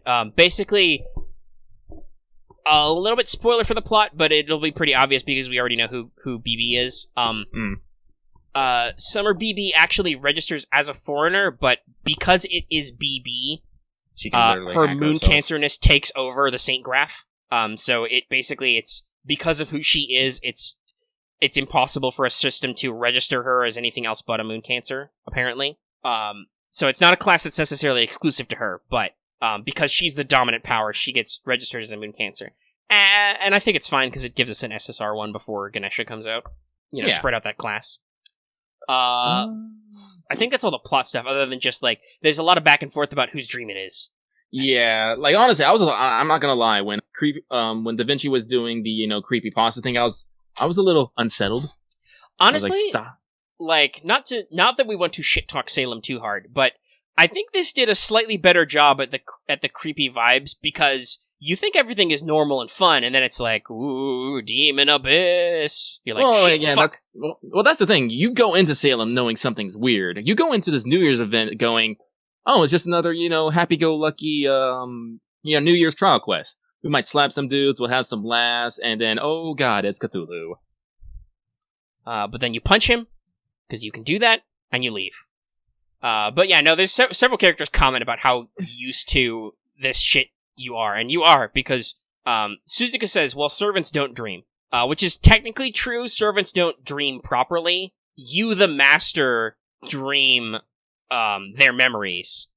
Or they sometimes dream your memories. They don't necessarily properly dream like a normal person. Or you get trapped it's in more some of like sort a weird flashback thing that you share. Or you get trapped in their subconscious and you go on a journey with them inside their own psyche thing. Yeah. So, like, theoretically, even if you're inside another servant's dream, it's technically because you're still asleep. Like, if you didn't sleep, I don't think the servants would experience these visions with you. And some of them don't remember stuff when you wake up, or you don't remember stuff. Like Gorgon's interlude, where she's just like, you don't remember anything, right? Right? You better not remember anything, I'll fucking eat you. It's like, I don't remember anything. I'm like, I don't remember anything. I definitely don't remember a Stheno jump scare. Gorgon just leans, it just goes, and I'm like, slight tangent. I appreciate that even though Gorgon is the version of Medusa that basically killed and ate her sisters, Stheno and Euryale still treat her the exact same. No, it's because Gorgon has such existential dread about her sisters that just like they're still the big sisters. Mm-hmm. Which, yeah, Dallas has it right. She basically has PTSD, so it's not so much that they can exert the same level of control, because like regular Medusa with her sisters is just like, yes, elder sisters, fine, we will form a giant robot. Come, Copperhorn! But Gorgon is more like, almost like how she acts when she sees Anna in Babylonia later, where she's just like, fuck, nope, I'm not dealing with this. My deep existential angst, no. I'm sorry, like, now I'm laughing hey, about the... it's like, hey, Gorgon, you can hang out with me and be nice, or we can talk to your sisters, and she's just like... Sorry, now I'm just thinking about the Tiamat Dojin, where Gorgon tries to rush into a room and just basically cracks open the fucking door top. Cause she's tall! Yeah, the one where... Is that the one where Tiamat is summoned at her height, which is over 6 meters? And she starts wrecking everything. It was great. She's huge. Please, yeah, JP artists, give me more Tiamat Dojins. Yeah, hopefully, because I don't know about Dojinshi, but there's a fuck ton of Ushi art because of the anime. I'm hoping when we actually, even though Fatal will probably only be in one episode, hopefully that leads to a big spring up of Tiamat art. How long have we been going? We've been going for an hour and a half. I'm surprised I'm still conscious. Hey! But yeah, so that's kind of our Trial Quest thoughts. Let's talk about the prologue. Woo! So, real quick, I do find it interesting that they actually split this off in 2 parts, and they actually kept it in line date-wise. Well, yeah, and I think that's a cool effect for, like, trickling out the stuff. So it's like, okay, so Christmas is over, but here's the prologue. But then when you get to the end of the prologue, it's like, okay, well, now you're going to be in a time wait. And it helps build the tension, because just like in JP, here in NA, the website shut down, or at least the front page shut down. Yeah. During this whole time, and it was great. I'm so glad they did that, because that was such a cool thing that JP did, and it's like, oh man. Like, even though I know why they did it, it's still like, God, that's really fucking cool. Again, like, I know, I can't do the JP experience. I just can't, for a variety of reasons. But if I had been, like, playing JP at that time, I probably would have been freaking out a little bit. Yeah, because there's no clairvoyance. Now, obviously, they let you know that a part 2 story is coming, but you're like, what the fuck is happening? There are questions, but I'm locked in this room being force-fed Mabu Tofu. Why? So, in the first part of the prologue, we get to meet some new supporting characters. First off, we meet some randos from Chaldea, which are cool. Cool randos. Yeah, they actually have names and sprites. I think at least the lady we meet survives, because I think we see her again at the end. I'm not sure. I think we see her at the end. We see a couple of different sprites because there's like 8 people with us, or are we one of the 8? I don't remember the math. I don't know. I think they said it was like 11 humans, maybe? Was it 11? I don't know. I can't remember. 10 plus us, whatever. We'll talk about the end more when we get to the end. Yeah. But we meet a couple of Chaldea people. That's cool. They have names. They exist. They're real. One of them's a dude. He's not a mage at all. He's just a guy. He's just an engineer. And actually, the very first thing we hear in this is we learn we get paid a shitload of money. I was actually really surprised about that. No, it was very surprising because honestly, usually this has been treated as a thankless job, but Yeah. Mash is like, Da Vinci-san gave you a lot of money, all your back pay and your danger pay, and it's still a lot even though she tried to pinch pennies. Well, yeah, because she said she wasn't trying to play favorites. Looks like she was trying to play favorites. But even then, she was like, no, even when I lowball it, you still get a fuck ton amount. No, because you did, 2.5 years of basically, you got 2.5 years of back pay, danger pay and all that stuff too. So it's like, and also you succeeded. So like, there has to be some performance incentives in there. Mm-hmm.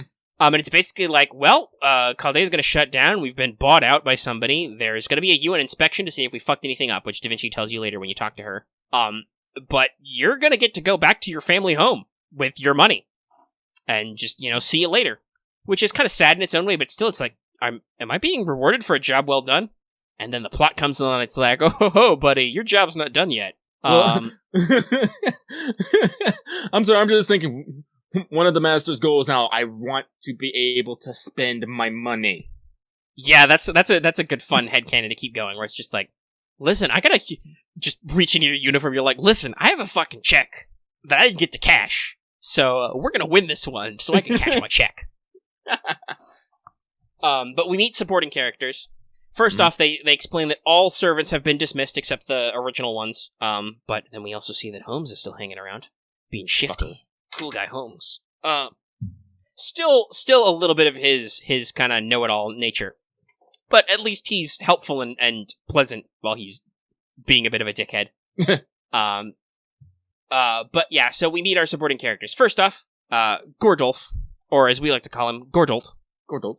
Thank you, Stream Chat, for helping me decide on that name.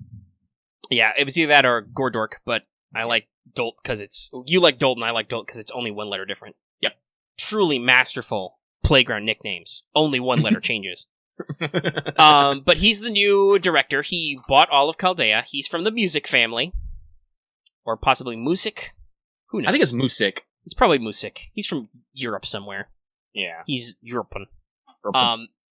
But he's the son of, I don't even fucking know what the localization was on that. Is it Goldez? I think it's the fat guy from Apocrypha. Which probably didn't happen because as people were kind enough to, according to what it says, they said the 2004 Fuyuki Grill War was the first one. Yeah, I don't remember that. I'm gonna have to reread the Fate Zero rerun carefully because I feel like that should have been a bigger deal, like in the main plot. But they said that it was from Zero, so I'm like, huh? Must have missed. Yeah. So, but again, that then makes me raise more questions about what the fuck. Yeah, there's still a lot of questions, and some people were like, "Oh, but they just did what they always did." Lucky, I'm like, did they though? Yeah, like you're making a lot of assumptions. Yeah, and also that brought up some stuff that's like, but we killed Zoken in the past. I'm like, did we though? I thought that wasn't how singularities work. Yeah, we don't change stuff, right? Yeah, they just the reason changes, but I don't know. So I have more questions, but yeah. So anyway, and also there's also the question of then why the fuck did they wait till 2004? Like what happened? What made them wait? Yeah, basically. Yeah. But yeah, so Apocrypha definitely didn't happen. But and we know that this is not an Apocrypha-esque timeline because he's not Yig the Millennia.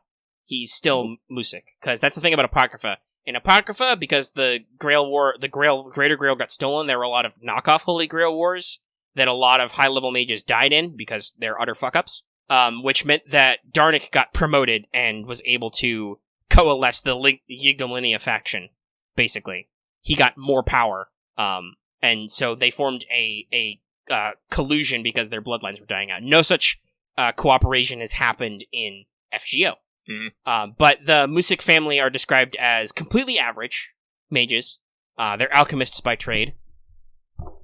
And I believe it's mentioned that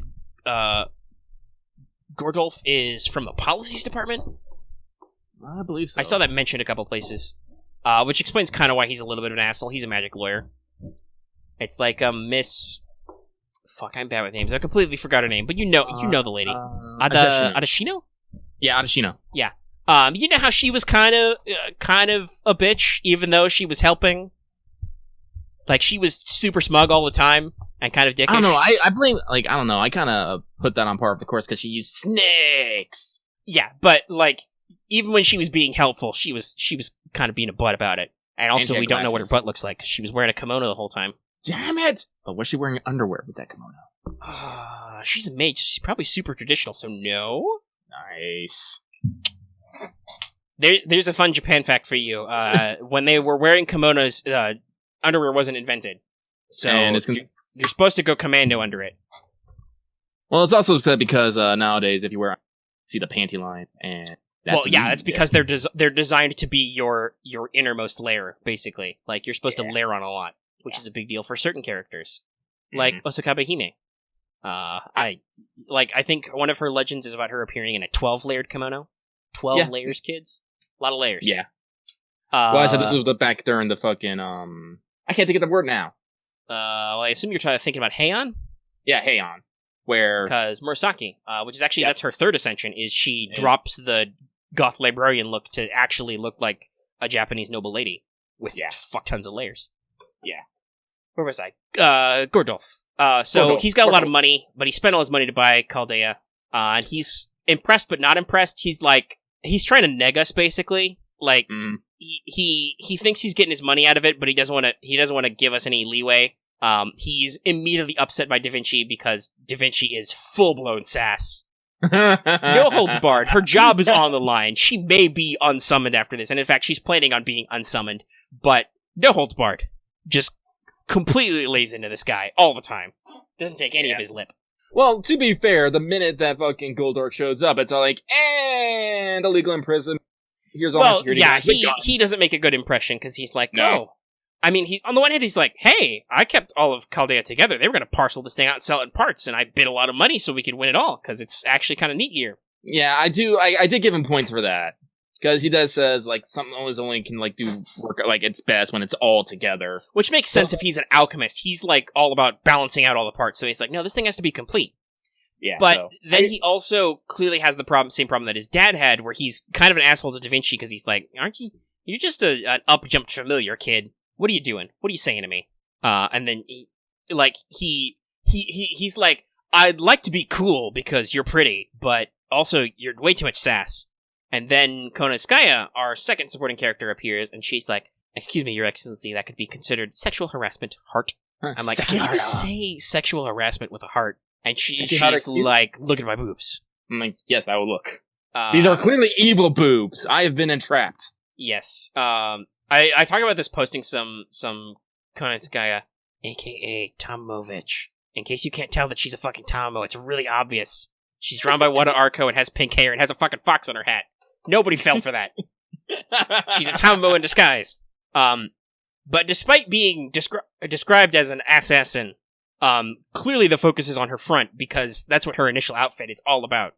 You even said this in a stream where you were like, "Oh, I noticed her cleavage at first. I did not notice the exposed belly." Yeah. By the way, this is why I made the Sniper Wolf reference at the top in order to Lucky, because Tomovich has a big gun. Yeah. Which, like I said, I think it was a PSG-1. I don't know if a PSG-1 could fucking do that on a fucking... I mean, not normally, but she is a servant, and, like, I don't know if the artists cared about that, or just that's the gun they used as a base, but yeah. So maybe it is the PSG-1, actually, now that I look at it. Like I said, I googled it, and I'm like, I mean, it looks kind of similar. I mean, like, I see the stock, and I'm like, yeah. It's kind of got the stock and the we don't see the whole thing either, so it's hard to tell, but it may have just been based on it. But yeah, so we meet her, and you're immediately like, this girl's bad news. Mm-hmm. Like, so she was the middleman, basically. She introduced the property to Goldorf, and helped him secure it, and her NFF services, her mercs, are here to lock things down, because Goldorf came with 40 soldiers, I think? Yeah. What was the name of their actual company? Because I actually looked it up, and their name was actually very interesting. I can't remember what the fuck name NFF was, Services? I don't remember exactly what the acronym is. Acronym. Off the top of my head. Yeah, I mean, it involves foxes, though. That's at least one of the Fs. Yeah. But basically, like, she's kind of on your side, but kind of sassy at first. And Goldorf is like, okay, well, I'd love to thank you all for your hard work, but illegal confinement for everybody. Mm-hmm. Everybody go into the cell, because I'm gonna sort all this out ahead of time. We're gonna interview everybody, we're gonna do everything, and we're gonna figure it out with the UN inspectors, so before the Mage Association gets here, and we're just gonna solve it, so they don't interfere. And you're like, ka-chunk. Like, I just imagine you standing there going, and then you're locked up. Yep. Oh, shit. Because, quite frankly, there's not a lot you can do, because you may be Billy Badass, but all your servants have been temporarily unsummoned, and there's like 40 of these guys with submachine guns. It's like, that's a little much. Mm-hmm. Da Vinci probably could have blown them all up if she tried, but well, that's also a thing later we see. Yeah. Like, humans with guns are scary to you, but they're not scary to other things. Yeah. So the end of the prologue is the first person who gets questioned is you, basically. You're in there for 6 hours, and you have no idea what the fuck they're asking you. Because you're just a scrub, which Konenskaya talks to you about. She corners you in the hallway. It's probably very sexy, but also very creepy. Foe tries to eat her, but as she points out, he's kind of weak now. He's kind of low tier. She maybe steps on him a little. No, there is no maybe. No, she steps on him. This is why a lot of people don't like her, because she's mean to Foe. And you really get the impression of her in this conversation, where she's like, "It's only natural. The strong should control the weak. You used to be a big deal, but now you're just a little ball of fluff." Which should raise alarm bells for anybody. She knows that Foe used to be a lot more important, which is usually a sign that a character is magically in the know, right? Like, that's a big deal that, like, Eresh and the others in Babylonia are like, oh shit, why are you hanging out with this thing? Yeah. So it's like usually, actually, now that I think about it, I think like only usually like things that are divine or whatnot have reacted to. Only, divinities or other majorly like in the know characters. Yeah. So, but yeah, basically, and then she's like, so normally I would like kick the shit out of this little guy so that he doesn't try to attack me again, but I'll do you tradesies. Tell me everything you know about your job and Team A. And you're like, oh fuck, I don't know anything about Team A. Because that's another plot point I missed earlier, is they mentioned that they have actually been slowly unfreezing all the master candidates, all the 47 others who were in the explosion and had to be put, because they were in their tubes, they had to be put into cryostasis so they could be healed. And it's a very, very slow process. There's only the Team A guys left because they were already being ray shifted at the time of the explosion or something, so their wounds were the most grievous. But Da Vinci was like, we're gonna get a lot of specialists down here with healing magic, we'll fix them. It'll be great. So this is the first time that, like, it's obviously implied that some of the other master candidates were like Olga Marie, they were like handpicked and special, but we didn't know any details on them.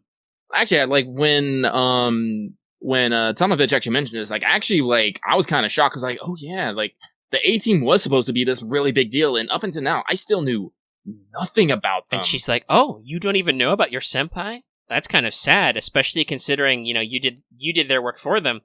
Or, let me rephrase it, you stole the future from them. Which is kind of like, that's a weird way to put it. Well, I mean, she's not wrong, but, like, it is kind of funny that she's like, you got the you're a hero now. You took what should have been their achievements from them. And, I mean, that plays into what's coming up, so... Yeah. But, so, once she realizes, she's like, oh, you don't know anything. Okay, I'll let him up. Then she drops a very important line, which is like, and don't trust beautiful women who corner you in hallways. You might fall into a honeypot. Bye. And I'm like, didn't I just? Isn't that what happened? Well, I mean, she threatened Foe, but, like, isn't that what was originally going to happen? Anyway, you go back to the room, and you're like, immediately you're like, Mash, Da Vinci, tell me about Team A. I want to talk about the interrogation. Tell me about Team A. I'm very aroused right now. I need to be distracted. And then Mash is like, oh yeah, I suppose I never did talk about them. It's because I was super busy saving the world and all and nearly dying, And like, and it makes perfect sense. Why would Mash bring them up? They can't help you. They can't do anything. You've got other shit to do. There's a reason why you got paid a lot of money. You were busy. You were very busy. So Da Vinci is like, well, we're not going anywhere for a few days, so now's as good a time as any. Let's talk about them. And we get our first intro of Team A. And honestly, they don't sound like bad dudes. Most of them. No. she, talks about, did we talk about? I don't remember the order we talk about them in. I know what order their Lostbelts are in because that's in the OP at the end of the second part of the prologue. Yeah, I can't remember, but yeah, I can go in order of the Lostbelts. So she talks about Kadok, who she says was actually a lot like you. He wasn't a very talented mage, but he had good master affinity. He was nice and understanding to people, but tended to be self-deprecating. You really would have gotten along. His plan was to summon a caster because he didn't have a lot of mana resources, so he needed a self-sufficient servant to help him out. Ophelia Farmersloan was a prodigy from the evocation department. She had a mystic eye, so she wears an eye patch and stood out even in Chaldea. Also, I like how they localized this better because the way a lot of fan translations phrased it was they said there was some kind of racial or cultural component to the servant she wanted to summon, which even after understanding her story in Lostbelt 2 didn't make any fucking sense. So the way it's translated in English is she was very particular about, she wanted to summon a saber, and she was very particular about the type she wanted to summon, for reasons. And then next there was, Hinako Akuta. She was just a lab tech in Chaldea, but they found out she had good, master affinity. Always had her head buried in a book. Must have been a consummate reader, never wanted to help out. She very specifically and urgently wanted to summon a rider. I'm sorry. Well, you check about that now. You're gonna chuckle more about number 4, Scandinavia Peppercino, which I love. After all the there's one perfectly normal, I think, Japanese name, and there's 2 slightly weird ass mage names. Like Ophelia's not that weird. That's just not used anymore. But that's a Shakespearean character. But even Da Vinci is like, the name was obviously fake. That's not his real fucking name. Like, thank God. But he was the oldest, so he was kind of a big brother character. He was great at talking to people. He was friendly with everyone. Even Hinako would open up when he was around. And Da Vinci said he was very well studied on mythology, Buddhism and Indian mythology as a result, cycles of creation and destruction. But she thought he might have been Italian. And then there was Kishtaria Wodaime, who was said to be the greatest student of the director Marsbury, even a better successor to his style than Olga would have been. He was a lord candidate. He was a prestigious member of the astronomy department. He was a big rising star. He was big dick mage swinging, if you know what I mean. And he wanted to summon a lancer. No specific reasons given to that, but that's what he was aiming for. So, yeah, he's kind of clearly the golden boy of Team A. But somehow he was number 5. We'll see how that works out. He's just fucking Bochama of the fucking mages.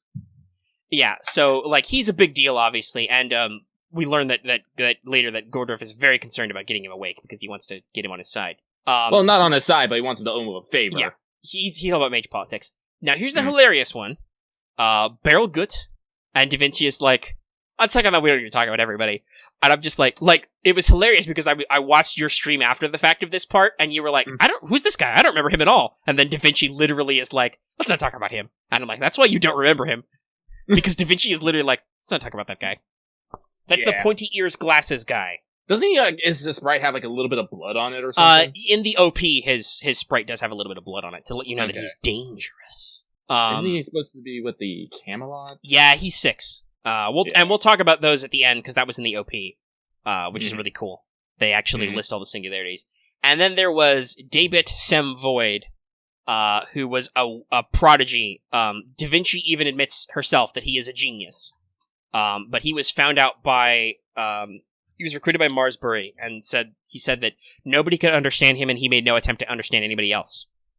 And he was going to summon a berserker. Now, some people in the fan translation said this was because he wanted to make no effort to connect, but the English localization phrases it more, it doesn't matter if he was going to summon a berserker, there's no way he'd come to an understanding with any servant anyway.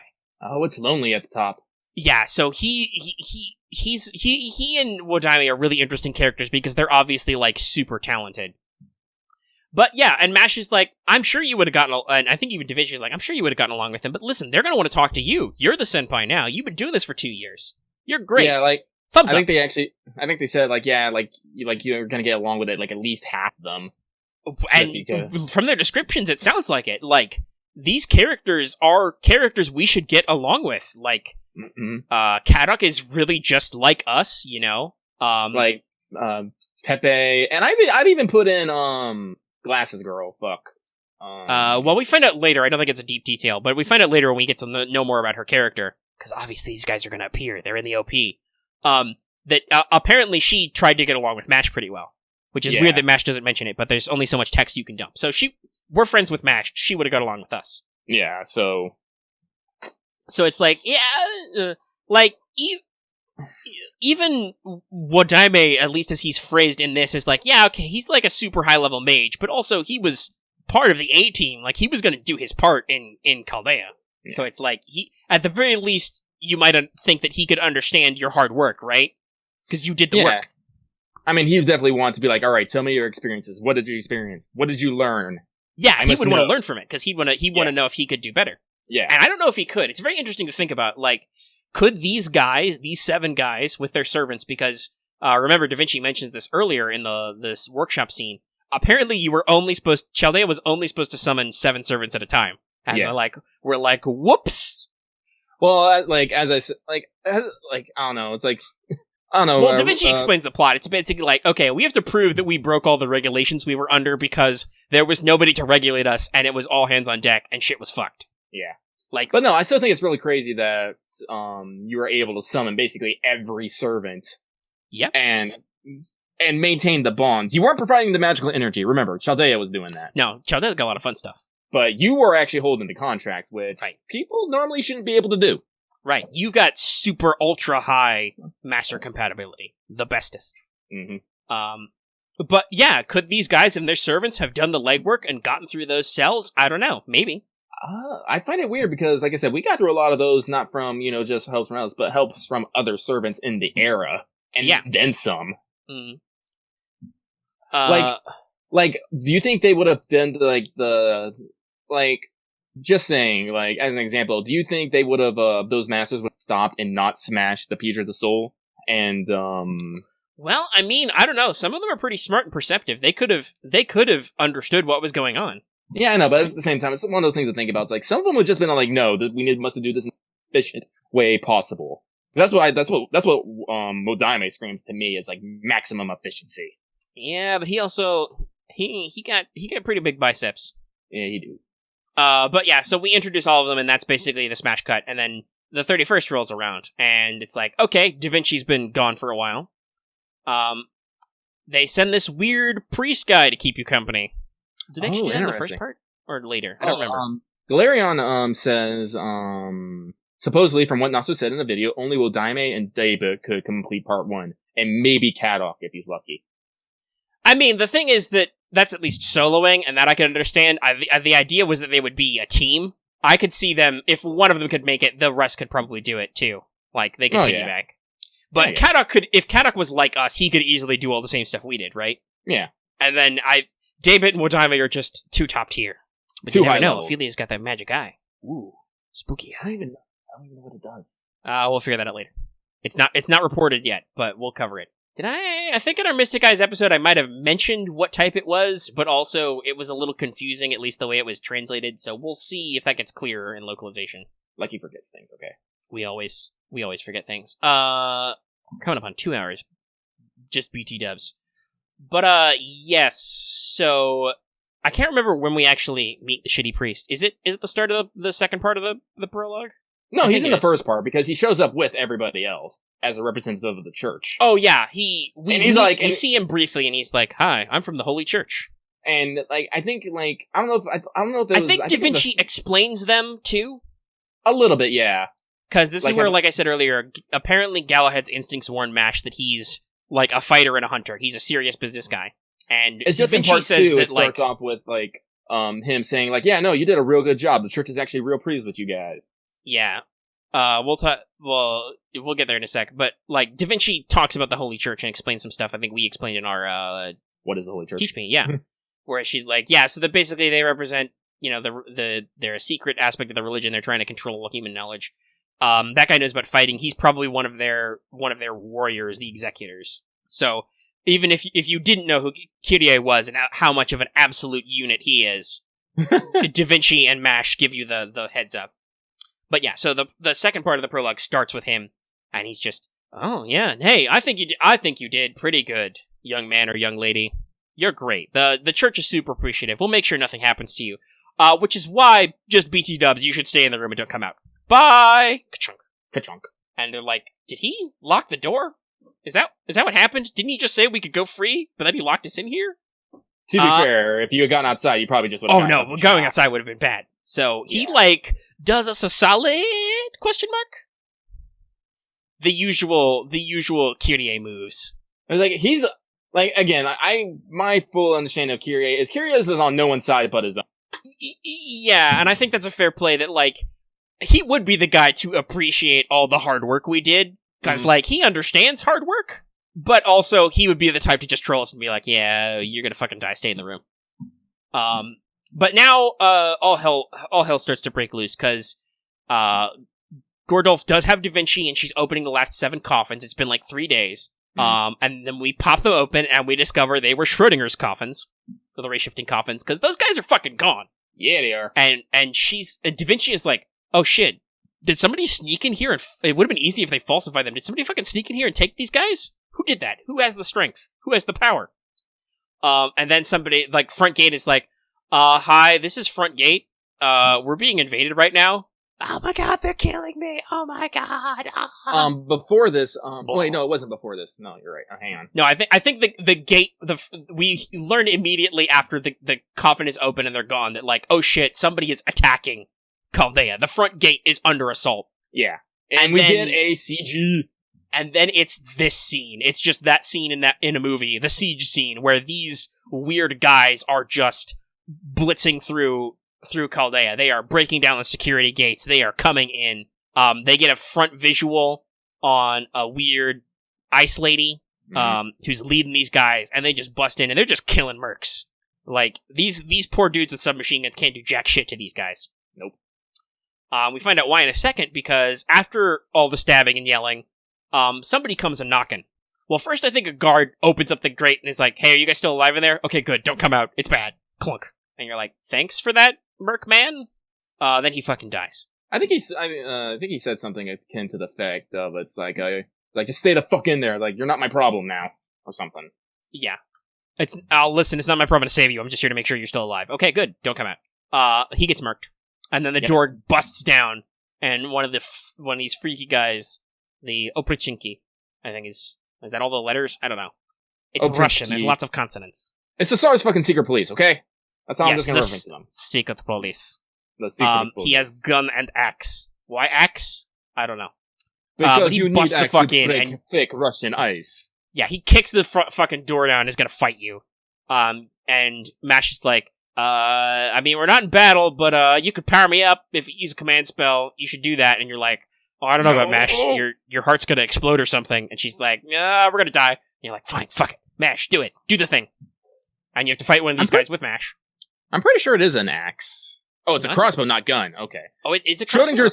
Schrodinger said is crossbow, not ass. And I thought he was saying axe. And I was like, but then he changed it to gun. I was like, oh, that makes more sense. Yeah, okay. Crossbow makes a little bit more sense, especially how nonchalant he is. But okay. Yeah. It looks very gun-like in the small sprite. It does. So Mash fights him. Mash is having a bad time. Oh my god, my soul hurts so much. No, they introduce a new Mash in pain sprite. Thanks, game. Thanks, I hate it. But you fight this guy, and then you kind of make your way around, so you bust out to the command room. After I think you fight like 3 more guys. There's lots of typical FGO fights. You have to fight these guys a few times. Well, to put a couple of extra details on it, you go to save Da Vinci, and that's what I said. You go to the command room to get her. No, you gotta go to her workshop, which is through the command room. And, well, do we like, sneak up to the command room, because that's where we last knew she was, and it's like, oh fuck, there's nobody here. No, there was people there, because that's where they talk about, where the fucking, Tomovich is talking, and it's all like, why can't we find the thing? Oh, yeah, okay, so, when we get to the command center, as we kind of sneak around it, we find out that, Konenskaya is allied with these guys, and they're looking for something. She wants their valuable data. She's looking for the graph, as they say. And then you sneak into the workshop, and Da Vinci's like, "Oh, good, you're here. Great, let's leave. Hey guys, Here's she's the special so box. nonchalant. Take this. So nice. We're gonna take the special box, which was mentioned earlier, and we kind of skipped over it because it's just a thing in the conversation. With it's just like the box is very important. It holds a golden light. It's like Pulp Fiction. It made me think. I thought it was a camera at first. I'm not gonna lie. I also thought that when I saw it first. It looks very camera-like, and then she's like, "It's a briefcase," and you're like, "Okay, oh, all right, sure." I won't question it. Then you realize that it's a briefcase holding all the records, the Chaldean records, I should say. Yeah, and it's holding all the stored saint graphs and data of the servants and the events so that we can summon them again. Yeah, it's basically literally, like, I think Da Vinci literally said it's your memory bonds with them. Yeah, it's basically the physical representation of all the stuff you did. I mean, she's like, it's very important they do not get these. Yeah, she apparently took it off the mainframe specifically because she felt like some weird shit like this would happen. Yeah, though I like to joke that it's full of your FGO arcade cards. It makes sense to me. And CEs. And I think did we bring the couple of other people who are in our cell with us there or not? No. I think did we run into them now? Because this is when we get to the evac where it's like, okay, you got to get to the back. We got to get to the hangar bay. Yeah, no, I think Holmes saves you. Well, I think Holmes saves you, and you guys split Oh, yeah, up that's in right. Holmes That's what it is. I'm like, that's when you fight those three guys. Is like, Holmes shows up, and he's like, because he mentioned earlier he could do self-defense. He takes these guys out. He's like, yeah, so these guys are minorly magical. They're basically like low-level servants. So, they're bad news. And that's why, like, okay, we got to find Da Vinci. We can't leave her behind. And he's like, all right, sounds fair. That's good of you. All right, so I'm going to take these rest of these humans, and we're going to go back to the hangar bay. You come meet us. Don't go in the east or the west hall. It's completely frozen over. Oh, yeah, that's right. The briefcase is the second archive. Fair. That makes sense. Yeah, so, so Holmes bails you out, and then, you go on down to, he takes him down to the hangar. You rescue Da Vinci, you go back down to the hangar, and then the PA opens up, and there's a guy dying on it. He's definitely dying. And then you're like, oh, well, sucks to be him. I guess we just gotta suck him up and leave him behind. And then it's like, it's me, Director Goldorf. I've used all my magic bullets and talismans. And you're like, well, we're definitely leaving him behind. He's definitely staying. But then he has to go, and he triggers our PTSD. He's like, I'm gonna die. I haven't done anything. No, nobody's ever loved me. I've never accomplished anything. I just wanted to make my name important. And you literally have a PTSD flashback. This literally triggers your traumatic memories of Ogamari dying. And you're like, Not never again. And you're like, Da Vinci, we gotta go save that guy. We gotta get him. And it's like, okay. By the way, audience, do you remember, no future spoilers?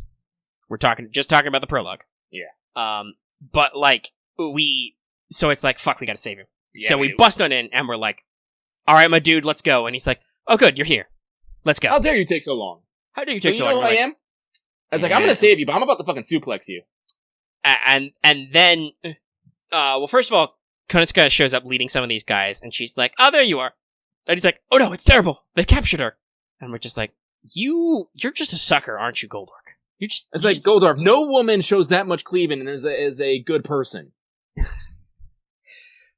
No, if you're Europa, you show your panties for the front instead. Or technically that's Europe, even though they rate it as Europa. It's like Caesar. Oh yeah, hard vowels. Yeah, Europe. Well, like I said, maybe they'll transliterate it differently in English, but like the way it's spelled is supposed to be with the A, but it's pronounced Europe. So like, I don't know. Well, Nero also shows her panties from the front, so it's okay. Yeah. I'm not letting them. It's not that they are showing. Fool, I'm showing them. I think that's an actual excerpt from like a Taiga Dojo or something, like a credits thing. Yeah, actually, I think that was in Carnival Phantasm. Yeah, I think it may have been. It was a Phantasm skit for Extra, like promoting Extra. She It may could've say it been again both. in Extella, but I'm pretty sure it's from an anime thing because it's Yeah, to 'cause Taiga. Yeah. Well, yeah, we find out later that it's a leotard, but like in the skit, Taiga is like, "Excuse me, Miss Red Saber, your panties are showing," and she's like, "Fool, I'm letting them see," because that's 110% Nero. Yeah, it is. But yeah, no. We're discussing that you can't show that much boobs and navel and not be a little bit evil. Yeah.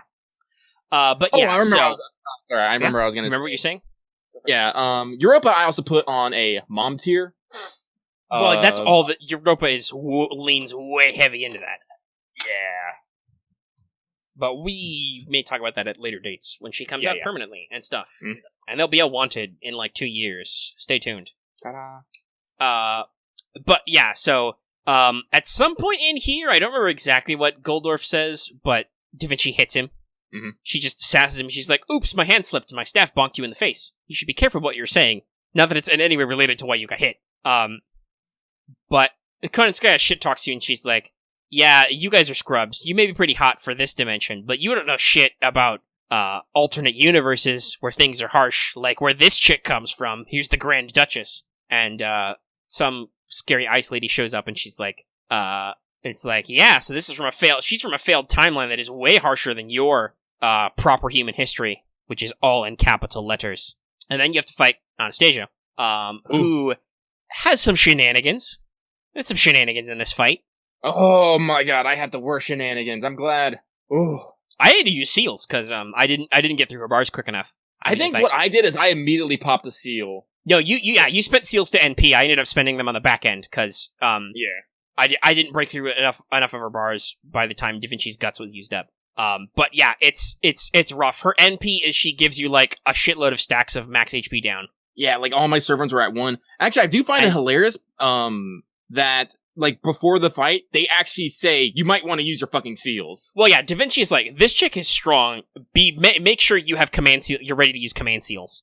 Yeah, because obviously they're expecting that she's probably going to wipe you with 1 MP. And there are some shenanigans, like if you haven't done it yet or you're having trouble, I believe you can use like debuff immunity to block it, and stuff like that. So yeah, you can do some things. Also, like people are talking about fighting her with stuff. Do you fight her with a full? Yeah, you do fight her with a full squad, don't you? Do you actually get to use your servants or not? Or is it? No, isn't it just Da Vinci and Mash? Yeah, it's just Da Vinci and Mash.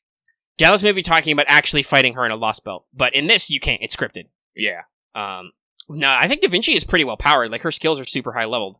Mash is not. Mash is having a bad day. No, Mash. Why? Yeah. So like Da Vinci's doing all right. Mash is not. Mash is using up too much juice. I think is it Sherlock who even alludes to it later, where it's like, yeah, she's basically exceeding the power her normal body can. Like she's using more power than her body is attuned to because she's super normal now. I think Da Vinci was mentioning like they have to start the therapy all over again or something. Yeah, Mash has been undergoing therapy so that she can function normally. Like she's been, because her lifespan is extended to normal because of what Foe did, but as a result, like she's like completely fucked up on a magic level. Mm-hmm. So Da Vinci is like, Mash, you shouldn't have done that. We need to like start your physical therapy all over again. So you're no longer in the proper level of compatibility. Yeah. So then we escape to the hangar with Goldorf, and then this scene happens. Oh no. Which is like just the stone cold stunner, just minding your own business, and Da Vinci's like, alright, everybody in the box. We're all safe, everything's fine. And then this, naturally, of course, Kyrie is like, oh, I'm sorry, it's a bad habit of mine. I saw your heart was open, I just had to strike it. And I'm like, yeah, that's you, shitty priest. Fuck you, but that's 100% him. And then, like, you do the big no, Da Vinci. And she's just like, and she's like, well, I guess this is it for me. Like, because Kyrie explains, not even a servant of Da Vinci's caliber can survive having her spirit core destroyed. Yeah. But then Da Vinci's like, well, I can't follow you. You gotta get in the boat. This is gonna be goodbye. I wished I could have seen you grow more, but I guess I gotta leave now. And then Kyrie, like, shifts like he's gonna do some stuff, and she's like, oh, where the fuck are you going, big boy? You're not going anywhere. You can't kill a genius and think you can get away scot-free. So Da Vinci, shot through the heart, is like, you guys get in the box. I'll make sure he stays here. And she basically holds him back until her spirit origin completely fades. Does the fade out. You get in the crate, and then Mash is having a real bad time right now. No, Mash is having a full-blown freakout. Yes, Leers, we're still going. The episode is not over. It is a big boy episode. But yeah, so she goes out And then the ice is coming. It's going to freeze you over, because that's the theme. Anastasia's been freezing everything. It's super cold. Mm-hmm. We have been recording for 2 hours, 17 minutes, and 45 seconds. Some of that will be edited out, but yeah. Big record. And we're not done yet. We got some other stuff to talk about. Mm-hmm. And I'm gonna, have to take a nap after this. I don't know when this is gonna get done editing, but I'm glad you all showed up live, at least, those who did. And if it's late public, for the general public on YouTube, I'm sorry, but I probably needed to sleep. Yeah, it's okay. Well, I think Robin said they're gonna edit it down after they get the final audio. Just use general. Anyway, we're talking about timestamps, but, so Sherlock is like, well, launch the thing. And you start flying out, and Mash is like, no, we can't leave, I gotta go back. And Sherlock is like, I'd say to hold her back, but you don't have to, because she clearly has the strength of a wet noodle right now. A wet eggplant. And does she, pass out or something at that point? Well, yeah, he's like, set her down, because she basically can't stand anymore. But yeah, no, Mash is having a real freak out, because while she always wanted to leave Chaldea, she doesn't want to, leave it permanently. She's like, no. Dr. Roman's room is still there, all my things, all my memories. Because it's where she grew up. Yeah, this is literally all she's known. That's an important thing to talk about, is, remember, Mash wants to leave because she physically can't, but also, this is the only place she's ever known. She was born and raised in Chaldea, because her weird biology would mean she'd fucking die if she left. Well, here's the thing, everyone always expects they have a home to go back to, and that's what I think Mash, realizes, once they leave this Chaldea, you're not coming back. No, Chaldea's finished. It's been taken over. So many puns. But yeah, so you start sliding, extreme slide. This is where Konenskaya's rifle shows up, and she fucking shoots you. Big explosion. Again, what gun is this? Somebody freaks the fuck out, and they're like, oh my god, are we getting shot? We're tumbling. We're gonna die. And Holmes is like, nah, we're not gonna die, because this isn't just a cargo container, this is actually our escape vehicle. And then it's transform! And it turns into an APC. A big one. A big boy one. Konenskaya also had a little bit of dialogue with Kyrie about escaping, and they list, how many people are in the ride with us, I think. Yeah. Oh, also, that reminds me, Konenskaya was going to mention she was going to stuff and mount you on her wall, because apparently you just barely make the mark, and I was just like, that's creepy. Yeah, she says that she doesn't care about servants, and Goldorf is completely useless now that, because she says that they arranged for him to win by assassinating all of his competitors, so he would make the winning bid, and they could do their job without interference. Thanks. Oh boy. Oh, we're about to get to that part, Pooja. Well, yeah, so they have that brief conversation, and then we're in the thing. Holmes is trying to drive, and he's like, first off, he's like, so you're like, okay, we'll come up on the shore in a second, and you're like, the shore? And he's like, oh yeah, you didn't, nobody ever told you where we are, did they? Look out the window. And then they do this zoom out with subtitles, and it's like, Chaldea Security Organization, World Headquarters, and it gives 0 degrees west longitude, Antarctica. And it's like, and holy shit, we've been in Antarctica the whole time. Again, I feel like it's been implied that we're, in Antarctica before, but I can't remember exact details. I mean, I don't think it's ever explicitly stated until right now. It's just, like you said, it's one of the few things where you're like, it's always cold and we're in the mountains, so we're either in, Switzerland or Antarctica. You know, I think I said Himalayas. Yeah, Himalayas would be an interesting one, too. But yeah, it's like, there's only so many places we could be, really. And in the Mountains of Madness sounds like a decent place. And it makes sense, too. Oh, no, some people are like, could be Canada. Some people said Siberia, and I thought Siberia was a desert. Yeah, I think Siberia is mostly flat. There might be some mountainous, some northern ranges of the Himalayas, but that would still be the Himalayas, what you said earlier. Yeah. That's the important thing. Chaldea is at the top of a mountain in there. And it could be Canada. What about the Yukon Territory? There's mountains and stuff up there. Because the mountains go all the way into Alaska. Anyway, so, also, once again, I made the joke about the Mountains of Madness, but yes, we're literally we are literally in the mountains of Antarctica. But Holmes explains, so we used, and it makes sense, right? Because he says that this was literally the only neutral territory left on the planet. No country claims, jurisdiction over Antarctica, so it's natural for the UN to come here. So we built an observatory, and we combined the natural terrain with a bounded field to keep everybody out. But now that the bounded field has fallen, or was taken down so Goldorf could get here. Because remember, they were stranded at the bottom of the mountain for days. Yeah, because of the weather. Yeah. So it's like, maybe they had to take it down, or what? I don't know. But anyway, So at this point is then where it's like, we hear a mysterious voice, and while you're freaking out about Antarctica, a tiny Da Vinci pops out. She's like, "Hey, what's with the long face? What is it too dramatic for me to show up and start talking to you 5 minutes after my dramatic death scene?" And you're like, "Da Vinci, come on. I'm in a really rough place right now. Why are you tiny and sassing me?" Well, the sassing was familiar, so I appreciate that, but I am still confused. Yeah. And then Holmes ruins the whole thing, because he's like, God damn it. Because he's like, Holmes. Well, yeah, because Holmes isn't here to put up with Da Vinci's bullshit. He's like, okay, no, listen, this is a copy, this is a special copy Da Vinci made. It's like a puppet she made. It's basically, if you followed Kano Kyokai, it's exactly what Aozaki Toko does. Mm-hmm. She's like, this is a backup, it has all of Da Vinci's memories. As Da Vinci says when she meets in, she's like, good morning, Kabeya, or should I say, nice to meet you. I do like that small Da Vinci was immediately on Holmes' case for giving out all the answers before. Well, yeah, because he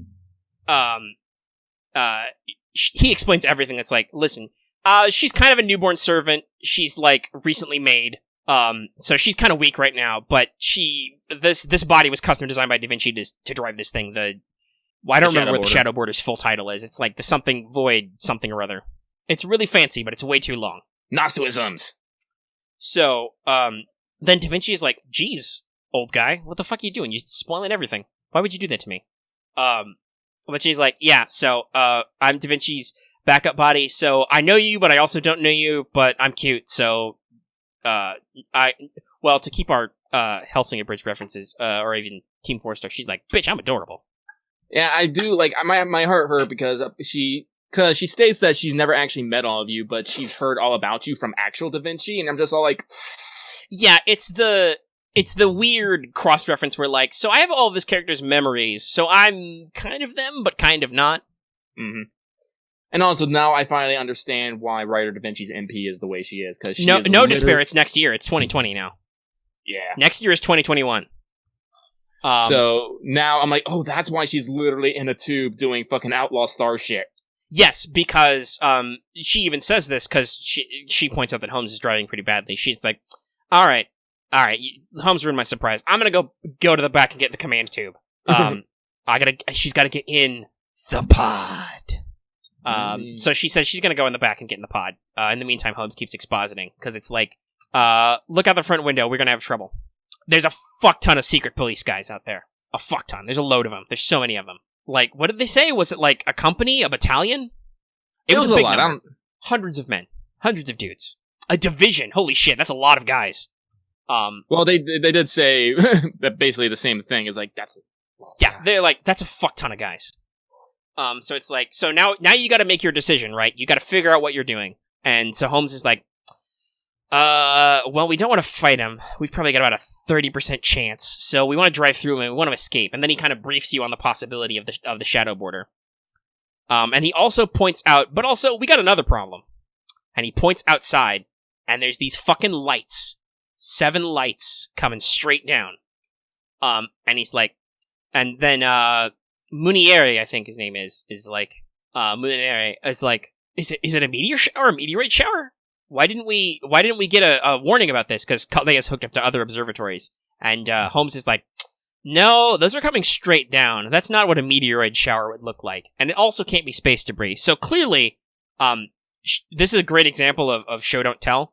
Holmes, a famous Holmesism is eliminate the impossible, then what the remainder, no matter how improbable, must be true. Yeah. So he's basically like, so it's basically got to be like something out of science fiction. We're being fucking invaded. He says it way fancier than that, but yeah, we're being alien invaded, and everybody's like, Nani? No, Nani? We're being space invaded right now. And I'm trying to remember, when does Holmes do his big speech? Is it when you decide to plow through all the guys? Is that before or after he actually points out the lights? I can't remember. Well, yeah, I'm trying to remember when that was, but basically you have to come to a decision. He's like, so, according to, our scanners, there's nothing out here. There's nowhere to flee to. Like, I think some of the staff members, or maybe even Da Vinci, is like, we gotta make for the backup base in America, and he's like, nah, there's no transmissions, there's nothing. The Earth is gone right now. Basically a replay of history being incinerated. So he's like, but this thing is supposed to go through time and space, because I got the paper moon, we can traverse the void side and get out of here. there's a huge chance we'll fucking die. There's a reason why we do ray shifting, because it's way safer than this. But it's a decision we can make, and so there's a little bit of back and forth. A little bit of back and forth about... I'm trying to remember the details. I'm also vamping with Lucky Ghosts. But, like, there's a certain order to these things where Da Vinci and Holmes have some debate about what she would do, but basically your ultimate decision is, like, is Sherlock Holmes not a man of adventure? And he's like, and the theme switches to Grand Order, like, it actually plays the Fate Grand Order music. And he's like, yes, I am a man of adventure. Good point. Very adventurous. We will continue to adventure. So we're going on the best adventure. We don't know if we're coming back. We don't know how we're going to win. This is going to be a fight for survival. Like, the people we have to fight, we're going to be fighting against these things that are, like, not going to be against us. And this might have been after the transmission. Like I said, I don't remember the exact order, and none of you are helpful. You're just talking about cool stuff.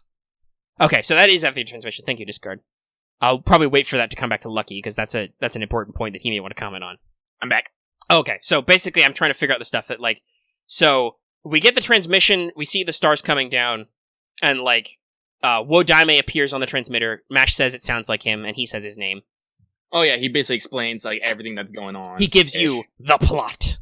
Mm-hmm. Which is basically like, yo, okay, this is the only transmission we're picking up. And it's like, yo, so, human history was wrong. We're gonna freeze proper human history, and we're gonna go back, and we're gonna set that aside. We want to we the 7 cryptors want to start. We'll talk about small details at the end, because there's some small details in the OP too, Robin. Because we haven't mentioned Spooky Space Lady at all, but she was there, lurking, being creepy, a real creepo. I don't know. She seemed a little regretful for some odd reason. Well, yeah, it seems sad as she kind of goes back through the areas, especially later, because there's one more thing that happens back at Chaldea, but we'll mention that at the end, because I'm like, I don't remember when stuff happens. There's a lot of, like, cuts and breaks here. Yeah, I should have probably reread the probably, but it's very dense. It is dense.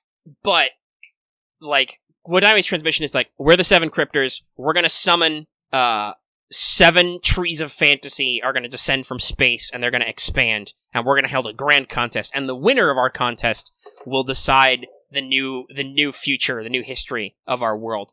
The people of the current world are not invited. So he's basically telling you to fuck off. And it's interesting because they said they're going to return to the Age of Gods. Yes, they want to overturn everything and return to the Age of Gods. And then he says, Master, no, the remnants of Chaldea, this is directly to you. Basically, stay out of it. You've lost. Mm-hmm. This is not for you. This is our fight. We're gonna settle out who is in charge, and we're gonna make the new human history. Everything that proper human history has accomplished until now will be frozen and set aside. Kistaria out. Mic drop. Proper human history with capital letters. By the way. Yes, again. And this is when then you have the Man of Adventure speech with Holmes, which is really good. And he's like, "All right, well, let's do something dangerous." Basically fulfilling his Doctor Who role and being like, well, LZ. And then you're like, okay, let's go. And Da Vinci's like, all right, good decision. Firing up the Paper Moon. BG Dubs, if you have any out-of-body experience, that's perfectly normal. Just grab onto yourself. You definitely won't die. Just hold on to your body and don't let go. And then Goldorf like, are you crazy? You just said you're going to kill us. And she's like, I do love it because they're explaining like how the Paper Moon system works and how it's actually super theoretical and most likely not going to work. And you're just all like, pull the switch. Pull the lever. Yeah, and it's super dangerous and bullshit. Because she's like, okay, so remember how ray shifting works? Where we're gonna convert your body into spirit data, spirit particles, and send you back in time, and we're gonna constantly assert that you exist in the present, and that's how you stay alive. This is the opposite of that. We're gonna erase ourselves from time and space and dive into the void space, into the imaginary numbers dimension. And we're gonna disappear from reality, and we can just go where the fuck ever. And you're like, sounds great. Just, Mash is kind of worried she's having a bad day. And then, like Discard said, one of your responses you can say is, just another day at the office. Which I, of course, picked, because of course it is. I can't remember what I picked. I think you picked the same, because it was like, yeah, sure it is. So, and then, we get, I think somebody commented that it was like 90s PC tier, but we get an actual animation for this. Oh, yeah. Like, the ice below us becomes like a grid, and then we dive down and we shoot down the hole, and we pop out into the OP, which you have heard snippets of this if you have listened to it or watched any of the Lostbelt CMs, you've heard snippets of this, but it's that whole bit. And it's a pretty big thing they do where they show all the parts and they show lots of stuff, and they they show servants, characters, all those shots we know and expect. Sung by Sayamoto. John is singing to you. Enjoy that. Yeah, we'll talk about the trailer a little bit too. But there are a couple of interesting details in the OP. We actually forgot about one thing from the end of Lostroom. The final shot of the throne. Oh, that's right. The final shot is of the Time Temple, and there's 10 rings on the floor. A hand reaches in and picks up a ring. A single ring. And then in the OP, we see a mysterious figure wearing white pants in a cloak from behind. Who could this be? No spoilers. No spoilers, but yeah, what's going on there? But yeah, clearly the idea is that somebody's fucking around outside of space and time. And they're picking up some rings that some guy left behind, so we'll see where that comes back.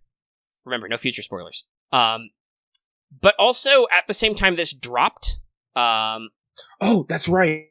Oh yeah, that's right, the dialogue changed.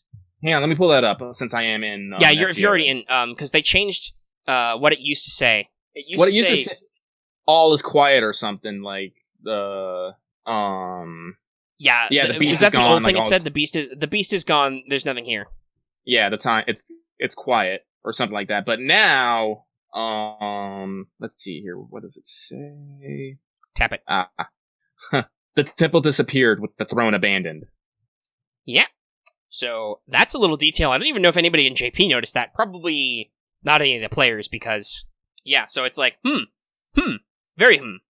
But there was also the trailer, narrated by, he calls himself Solomon, but it's Goatee's voice. Oh, it was so good. And he's just like, what's the phrase? Like, prepare the sacrifices, light the altar. And he's like, yeah, so, you fucked up. you thought you would beat me, and it's all over. But no, you're gonna fucking lose, nerd. They've destroyed it again. They've fucked it all up. He says, history is written by the winners. And these lost belts are the losers. They are the timelines that are discarded. Basically, he talks about a lot of concepts we've alluded to before with, like, theoretical pruning phenomena and all that. Basically, discarded histories that should not be, are coming back for their revenge. Lucky ghosted in the middle of this, but I'm not going to stop, because I really need to stop talking and get a water, so you can tell I'm getting scratchy here. He talks about all that stuff. And while he's talking about the later levels, we actually get to see the screens introducing the Lostbelts, which it's been it's been, 2.5 years since FGO, fired up, but, we didn't get any of the previews for the original FGO, like what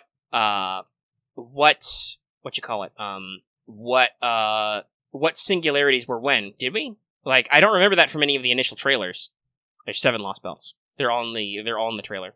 Like, so, it's very interesting that, a Lostbelt comes out and is like, yo, here's the 7. And some of them are censored. I'm back. Yeah, okay. So, Lostbelt number 1, AD 1570, Permafrost Empire Anastasia, the Grand Duchess of the Beast Nation, which is cool. That's the only completely uncensored one, and that'll come out in April.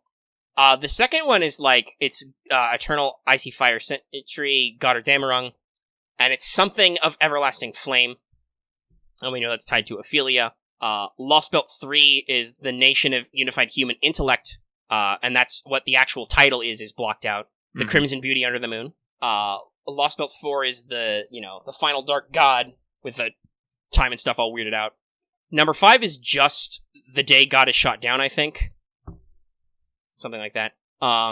And the last 2 are, like, still they're completely useless. Lostbelt 6 is AD 500, Round Table Domain, the moment a planet is born, with difference depth EX. And then Lostbelt 7 is BC, Sea of Trees, and some question marks. We didn't even know the subtitle of that one. And that's Daebit Sem Void, and it's just, Robin posted it, so it's like, it's... I fucking love how like during all this. Like Solomon is pretty much shit talking you, but telling you, Geitia is like, you fucked up a little bit. You're gonna lose. These guys are tough. They're harsh. No, it's not you're gonna lose. You've already lost. Well, yeah, basically they've lost. They've taken over. So if you don't want humanity to fucking die, you better pull up your britches, put on the daddy pants, and fight, struggle, win. Well, actually, he says, I like how he says it, like, if you want to be a fool, scream to the heavens. Because in this one, you've already lost and you are evil. But this is not a fight. This is not a fight between good and evil. Right. This is a fight for survival. They have taken over. They are humans trying to right, so you better get good, scrub. And you're like, okay, thanks. It's a really no, it's a sick trailer. Like, it was sick when it came out, but with subs, when you can actually understand what's up, it's like way better. And it kind of, like I said, it kind of like comes through all the themes. Like, is this why Galahad doesn't want to help in Lostroom? Because you will have to be quote unquote evil and destroy things. Because keep in mind, Galahad is like, he's the Grail Knight. Like, he is super pure and good. That's why he can find a holy grail and be yeeted directly into heaven. Which is how that story ends. Galahad, the perfect virgin knight, finds the holy grail and is like, God reaches down and is like, whoop. Mine. And he's like, you did good, son. Let me beam you up directly. Wah, wah, wah, wah, wah, wah, wah. God, yeah. So, like, is that why Galahad is unhelpful? Who knows? But it's really cool. I love this a lot.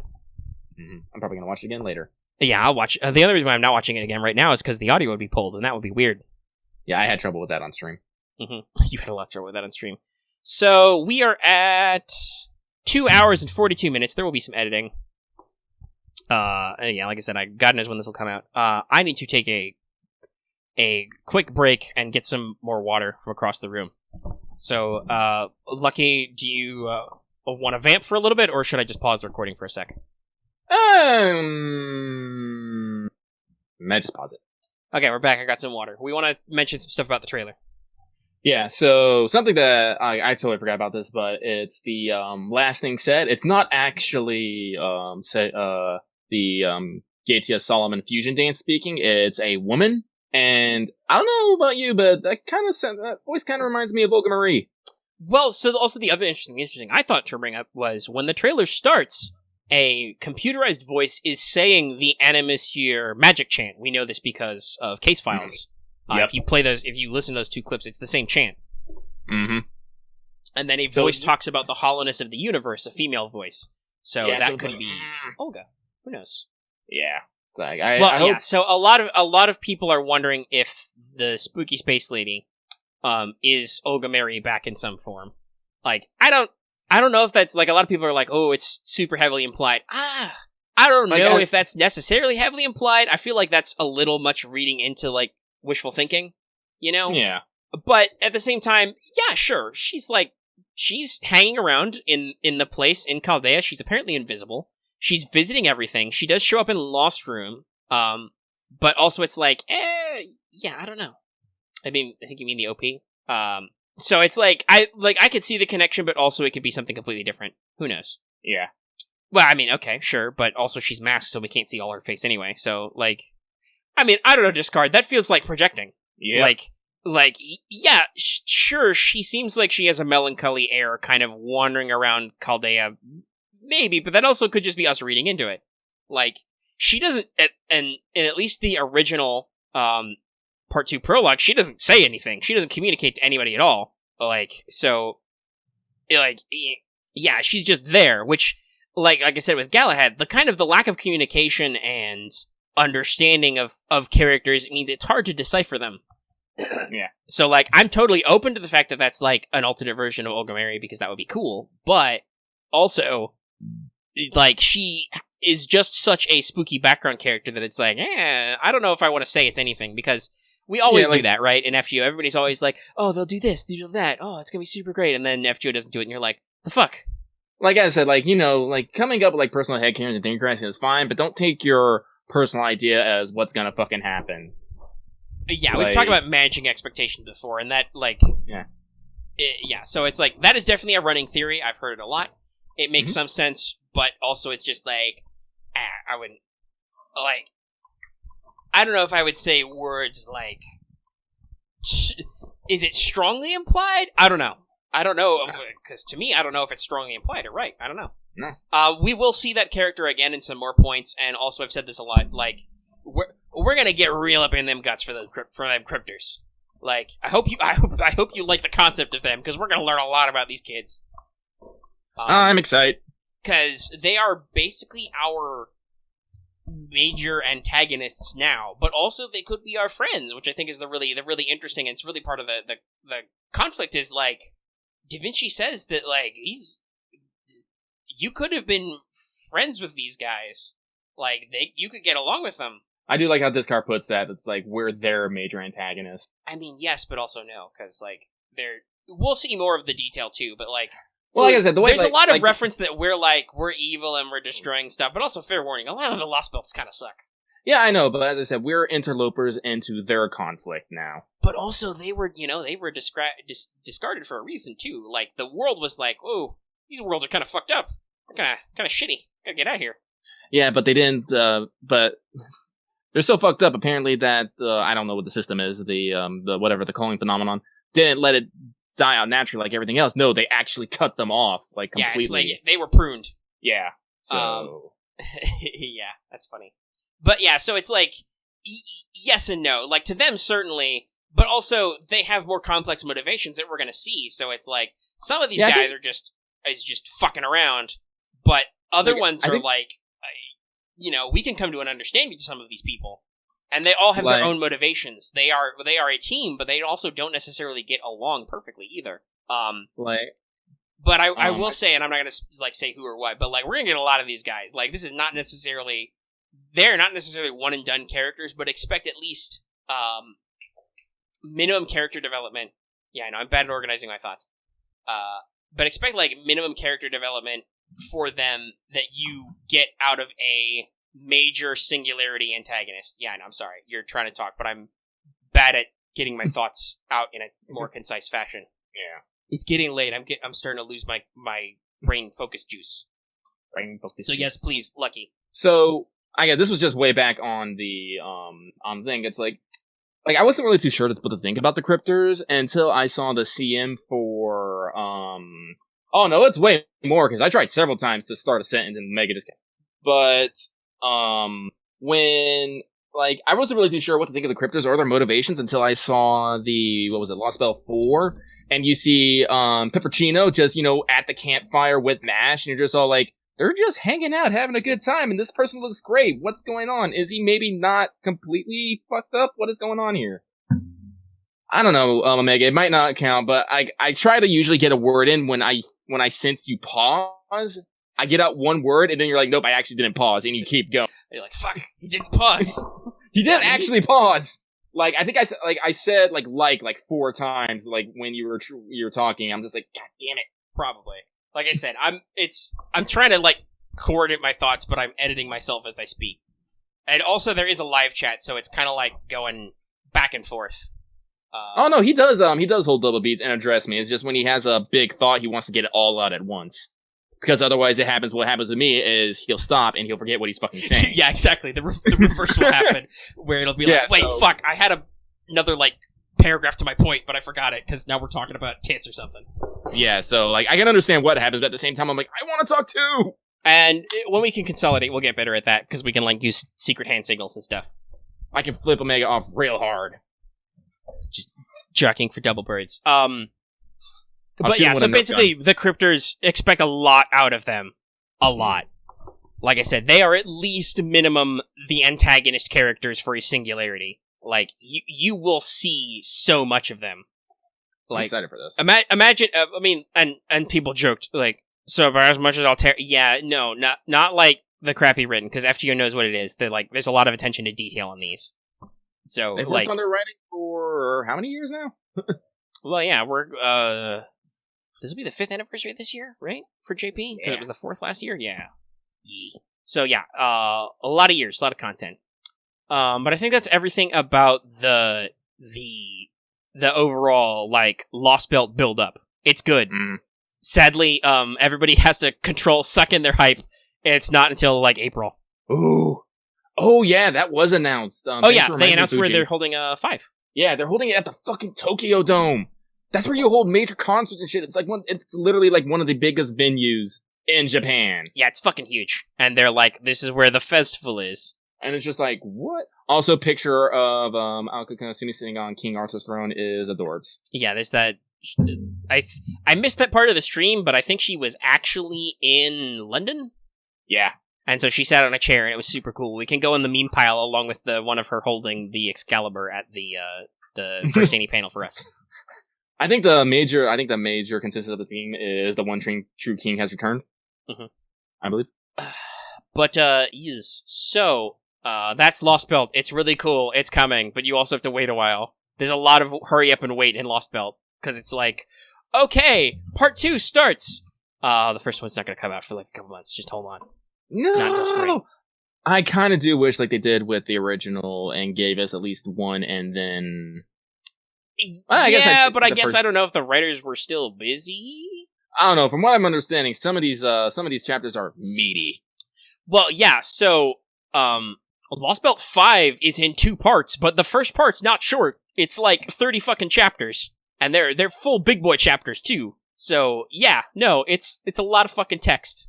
So yeah, like okay, I don't know. Maybe they weren't enough because like I think stuff. like I said, like I don't know how they workshop the chapters and how long it takes one to make one, and if they had delays or whatnot.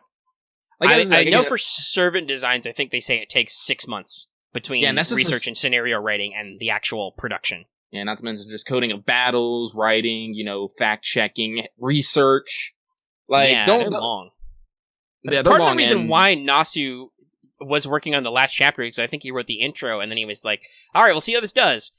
It's kind of sketchy. Okay, well, I'll take over, but I'm going to write the last parts, because they're going to take the longest. But all right. We're at 2 hours and 53 minutes on the mission clock. We have one more major thing to handle. Ta-da! And then we'll talk about some future stuff, I guess. I don't know if we want to go down my big long document of all the stuff that's happening this year in FGO. No, we can probably talk about that in detail at a later date. It'll keep coming up, and we can even just talk about it in small chunks. But let's talk about Yang. I really want to just say Guifei because it's GUI. Guifei. It's like Guifei or Gaifei. I think it's Gaifei. Gaifei. Yang. Yang-a-rang. Consort Yang. Thighs. She has a lot of names. Consort Yang, one of the 4 great beauties of China and lots of other names, is a new SSR foreigner. She currently has the highest attack of the class by a bit, with slightly less HP than Abby. So she is Quick Arts Buster. She is the first foreigner with more than 1 quick card. I believe both MHXX and Hokusai have Saber decks, and then Abby has a Caster deck. So she has the Amiya problem. Her generation stats and her hit counts are pretty average for the numbers. They all work out. Her Noble Phantasm is single target arts. So that's new. So here's the big trick. 1, it does bonus damage, the normal extra 150% minimum, if the target is burned, and then it also burns the target for 3 turns. For some pretty heavy damage. The starting value is 3k. The final value is 6k per turn for 3 turns. That's at NP 5. Now, obviously, that's really fucking expensive, but just look at the scale on that. It's fucking huge. Big burns. So her first skill gives her 1 turn of invincibility, a small pack of stars, 10% NP for 3 turns, and 1 turn of taunt for males. So only males will be taunted, but still, it's a taunt. Pretty intense. Her second skill is a vampirism-like effect. It reduces all enemies' NP charge to restore herself an equal amount of NP. It's a little bit like Melt's third skill, but with enemies instead of allies. So it's like 10 to 20% down, so it's like, I assume a pip to the enemies, but it recovers her an equal amount.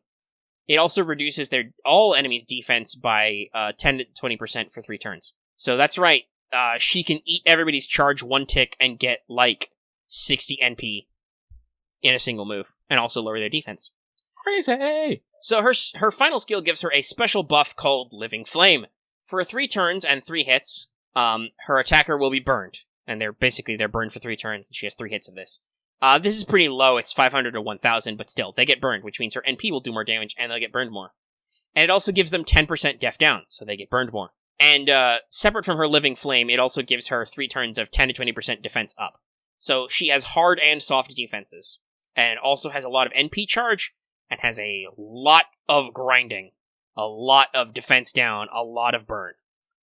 So passives, she has Divinity B for extra damage, and Existence EX, so really high debuff resistance, gets a couple critical stars per turn, pretty typical of foreigners. She's a pretty typical archetype. She is stall and grind. It's just, oh, your enemy's not dead yet? Well, I'll just wait a couple of turns, fire another NP, are they dead yet? She dishes out big damage over time, reduces their defense, but she also has a hard defense and a taunt on the same skill. Bananas. And then she has a retaliatory skill that burns the shit out of that guy who hits her. It's great. She also has a pretty cool Bond CE, which only further empowers her burn memes. I think it's, while equipped to Yang, the enemies take an extra burn damage, like 10 or 20%. Oof. Oh yeah, so, her bond lines are also, her room lines are also a little dangerous. Well, yeah, so that was the thing. A lot of people were like, yo, dog, didn't this chick, because in case you don't know her story, she was a peasant woman, basically. She was a Taoist nun for a while. Well, she was a Taoist nun because the emperor wanted to bang her on the side and didn't want to upset his main girl. But yeah, she was so fucking hot that the emperor was like, yo, dog, I need this chick. And she was like, okay, you're the emperor. So she is one of the 4 great beauties of China. This is a joke in her Bond profile. Plump? Not plump? Because apparently she is described, especially compared to other great beauties of China, as being full-figured. So there was a lot of question of whether or not that meant she was, like, actually, chubby, which at certain points in history has been more beautiful because nutrition, or if it was just she was fuller-bodied for a ancient Chinese woman, which FGO seems to lean the other way, because she, she's kind of small and slim, but also she's thick. She got those legs. It's like, we actually looked at this as we're giving side-eye to FGO parameters again. Apparently, she's only, 3 centimeters taller than Abby and only 1 kilogram heavier. Yes, it's funny. It's super funny. She's not, full-blown Nero tiny, because I think she's, 5 foot flat, or, 5'1". But she's small. She's small. But she's got, the pear-shaped kind of thing, where, you're like, top half, she's kind of slim, she's kind of normal looking, and then it's like, oh, hey, nice. Your dress is really short, and you got a lot of leg. You got a lot of leg. But, so there was a concern whether it was okay to waifu her, because basically, there was a rebellion, and she got scapegoated hard by the Imperial Guard, who were assholes.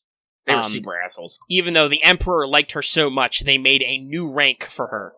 That's what the Geifei is. Yeah, the Imperial Consort. She is the tippiest top. The previous was, Huifei? Or something like that. Yeah. Which the previous consort was.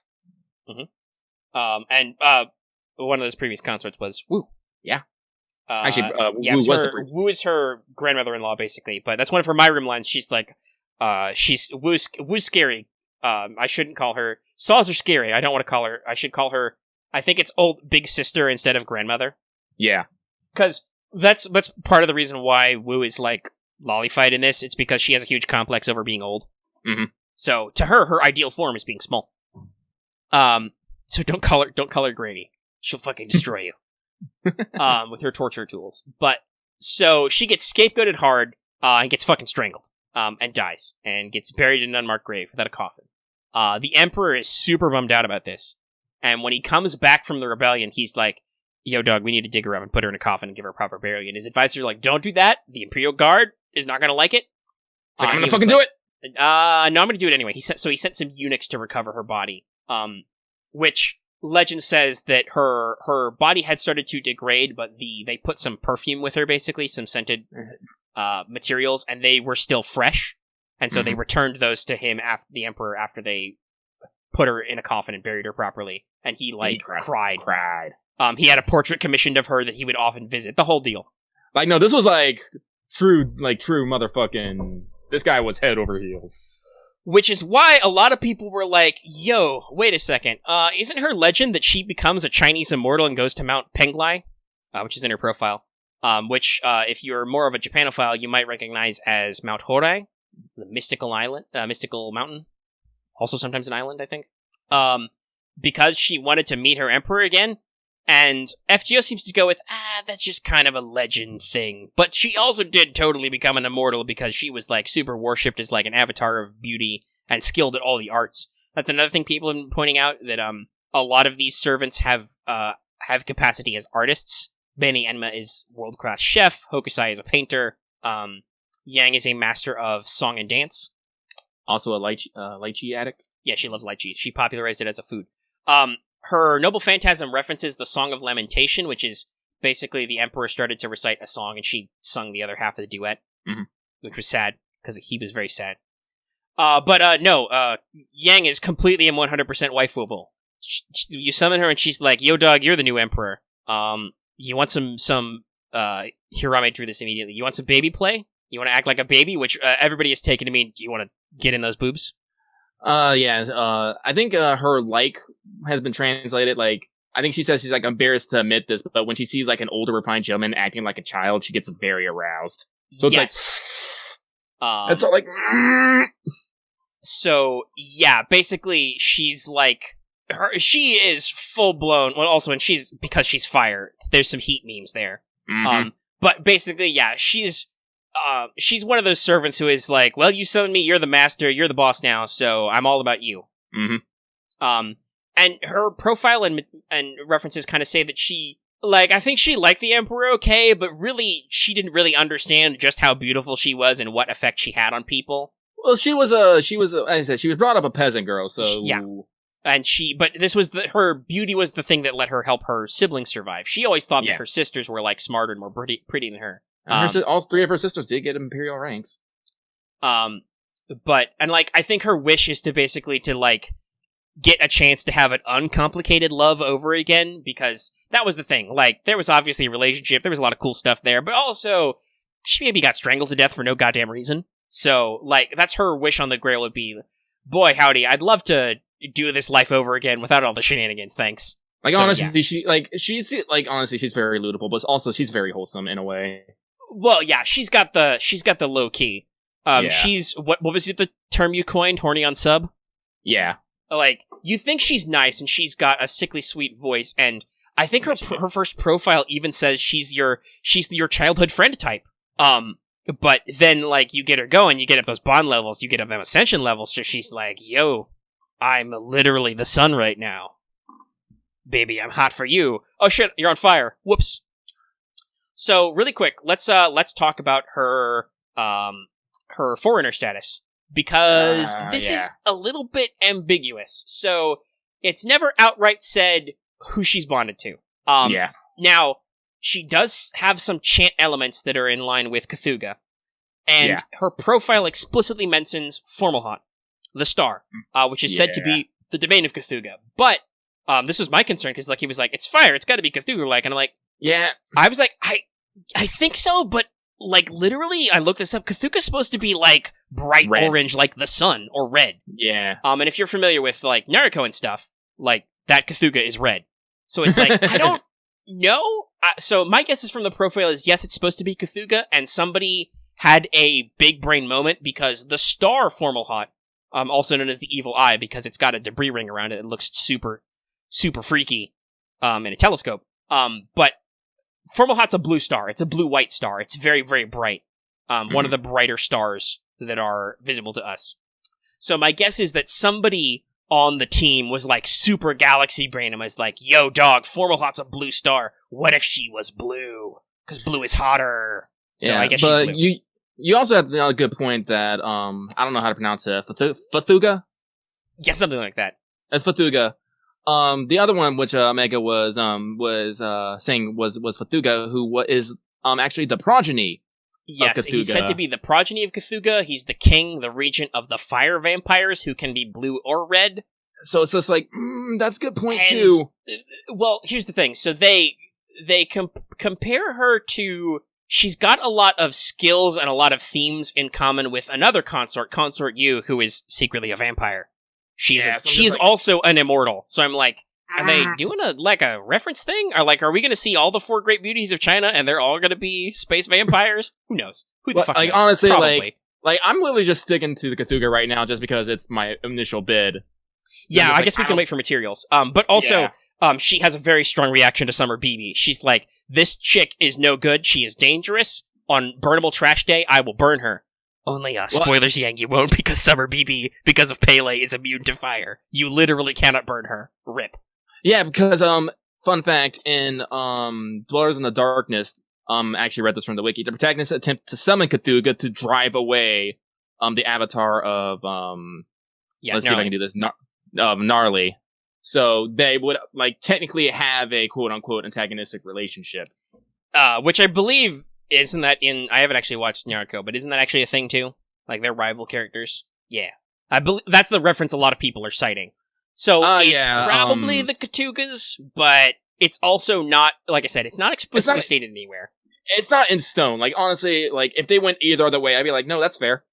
Cause it's like that one character in, I can never remember her name, but that one character in Prisma who is like, oh shit, she's Thor. Oh wait, no, she's Thor's kid. Pretending to be Thor. Like, they could do... Because there's no story in her trial quest, they've left it open that they could pull, like, a double cross on you. Yeah. Like, they could trick you.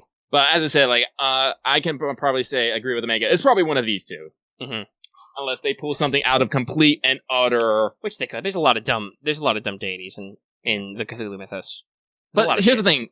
Another reason is, so far they've only seemed to pull out big names. Yes. So far we've got Cthulhu, Yogg, Nyarlathotep, and now probably Cthulhu. Like, yeah. So I'm like, hey, where's Shub and where's Haster? Let's get this out of here. Are we gonna get a Wendigo servant? Are we gonna get a Thakwa in here? Yeah. So who knows? Yeah, who the fuck knows? Foreigner is a really interesting class still, and we're really gonna go through it. So let's see. We're about 3 hours and 10 minutes in, but there's a couple of business stuff I want to mention as we wind down. Mm-hmm.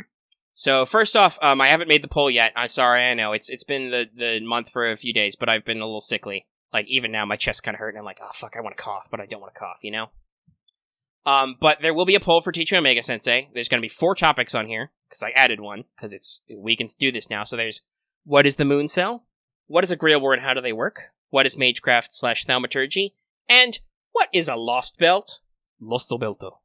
Because Cosmos and the Lostbelt is here, kind of, and we can actually, like, not explain what Lostbelts are what, but we can actually attack this concept of, hey, what the fuck is a Lostbelt? So I expect that one will win, but they might surprise me. Who knows? We will get back into timelines and time and space bullshit. Huzzah! Yeah, this will build off a couple of our earlier topics. The only other thing I want to say is, like, so, well, there's not going to be any pregame or anything, but look forward to the rerun of Da Vinci coming out soon, if it's your first time. Mm-hmm. I don't remember what episode that was, but it's one of our old episodes. 7 Counterfeit Spirits pregame. We probably had a pregame for that. That was a big deal. Also, look forward to the Setsubun event, which a lot of people are anticipating. It's got some cool mechanics we're going to talk about. We will do a pregame for that. Ta-da! Don't expect any new Wanteds this month, because I believe we've done everybody who's going to be on rate-ups. Doesn't Rhyme summon Shib-Niggurath, or at least a version of it? Rhyme talks about Shib-Niggurath, because she's got, like, the nameless impossible forest, so a lot of people are like, is that...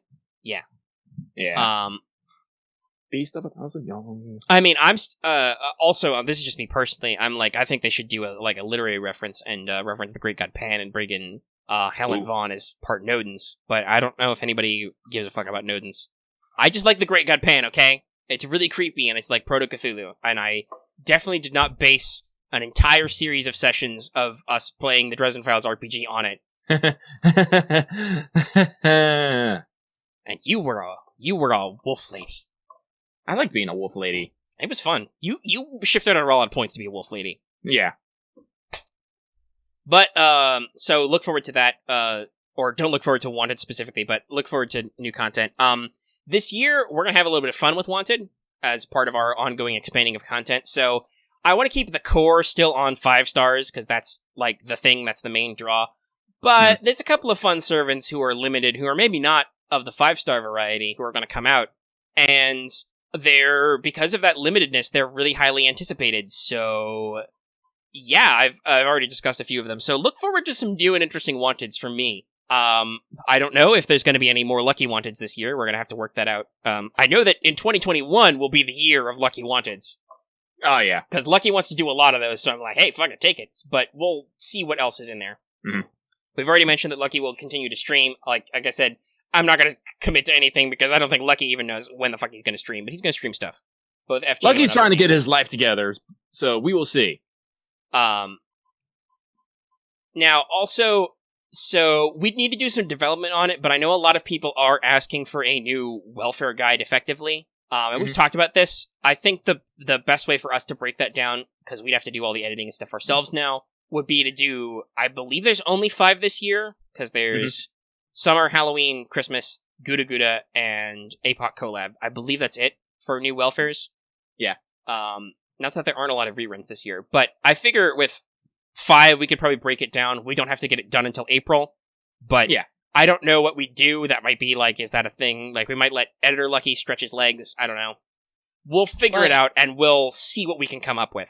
Like, honestly, like, if we, like, to give the roughest estimate, no one take me at my damn word for this, if we would record it sometime, like, mid to late February, I could probably have it, like, edited and done up to a good level, like, by the time the first welfare comes up. Don't quote me on this. This is literally ballparked, and this is me, getting my Vegas transferred to my new computer. Right, I don't have my limited editing prep work, so yeah. We would like to do that because I know you guys have said you thought, like, it was a cool video, you want to see more, and people have been asking us about it, so it's like, that's probably, that seems like our wheelhouse, we can definitely do that. Yeah. Talk about characters and stuff, and I, like, looked over my old notes for the last, and I'm like, oh yeah, there's a lot of interesting stuff in here. Because it being us, we don't just talk about their mechanics, we also talk about their plot stuff. And memes. And I have spilled water on my shorts, so I will have to fix that later. No! You're still wearing shorts? Yeah, dude, it may be winter, but it's like, I think it was like 80 degrees today. It's all over the place. It sucks here. Hey, phone, tell me what temperature it is right now. Like, when I went up to Indiana for some stuff, I wore jeans a lot. Even though it wasn't super cold, it was unseasonably warm, but it was still in like the 60s, so it was like, jeans time. I have discovered I can wear skinny jeans, but that's definitely a what's up topic. Microtrona popped up and told me that it's 58 degrees right now. Yeah, you a little cold. I'm pretty sure the AC is able to run here, so it's like in the 70s or 80s somewhere.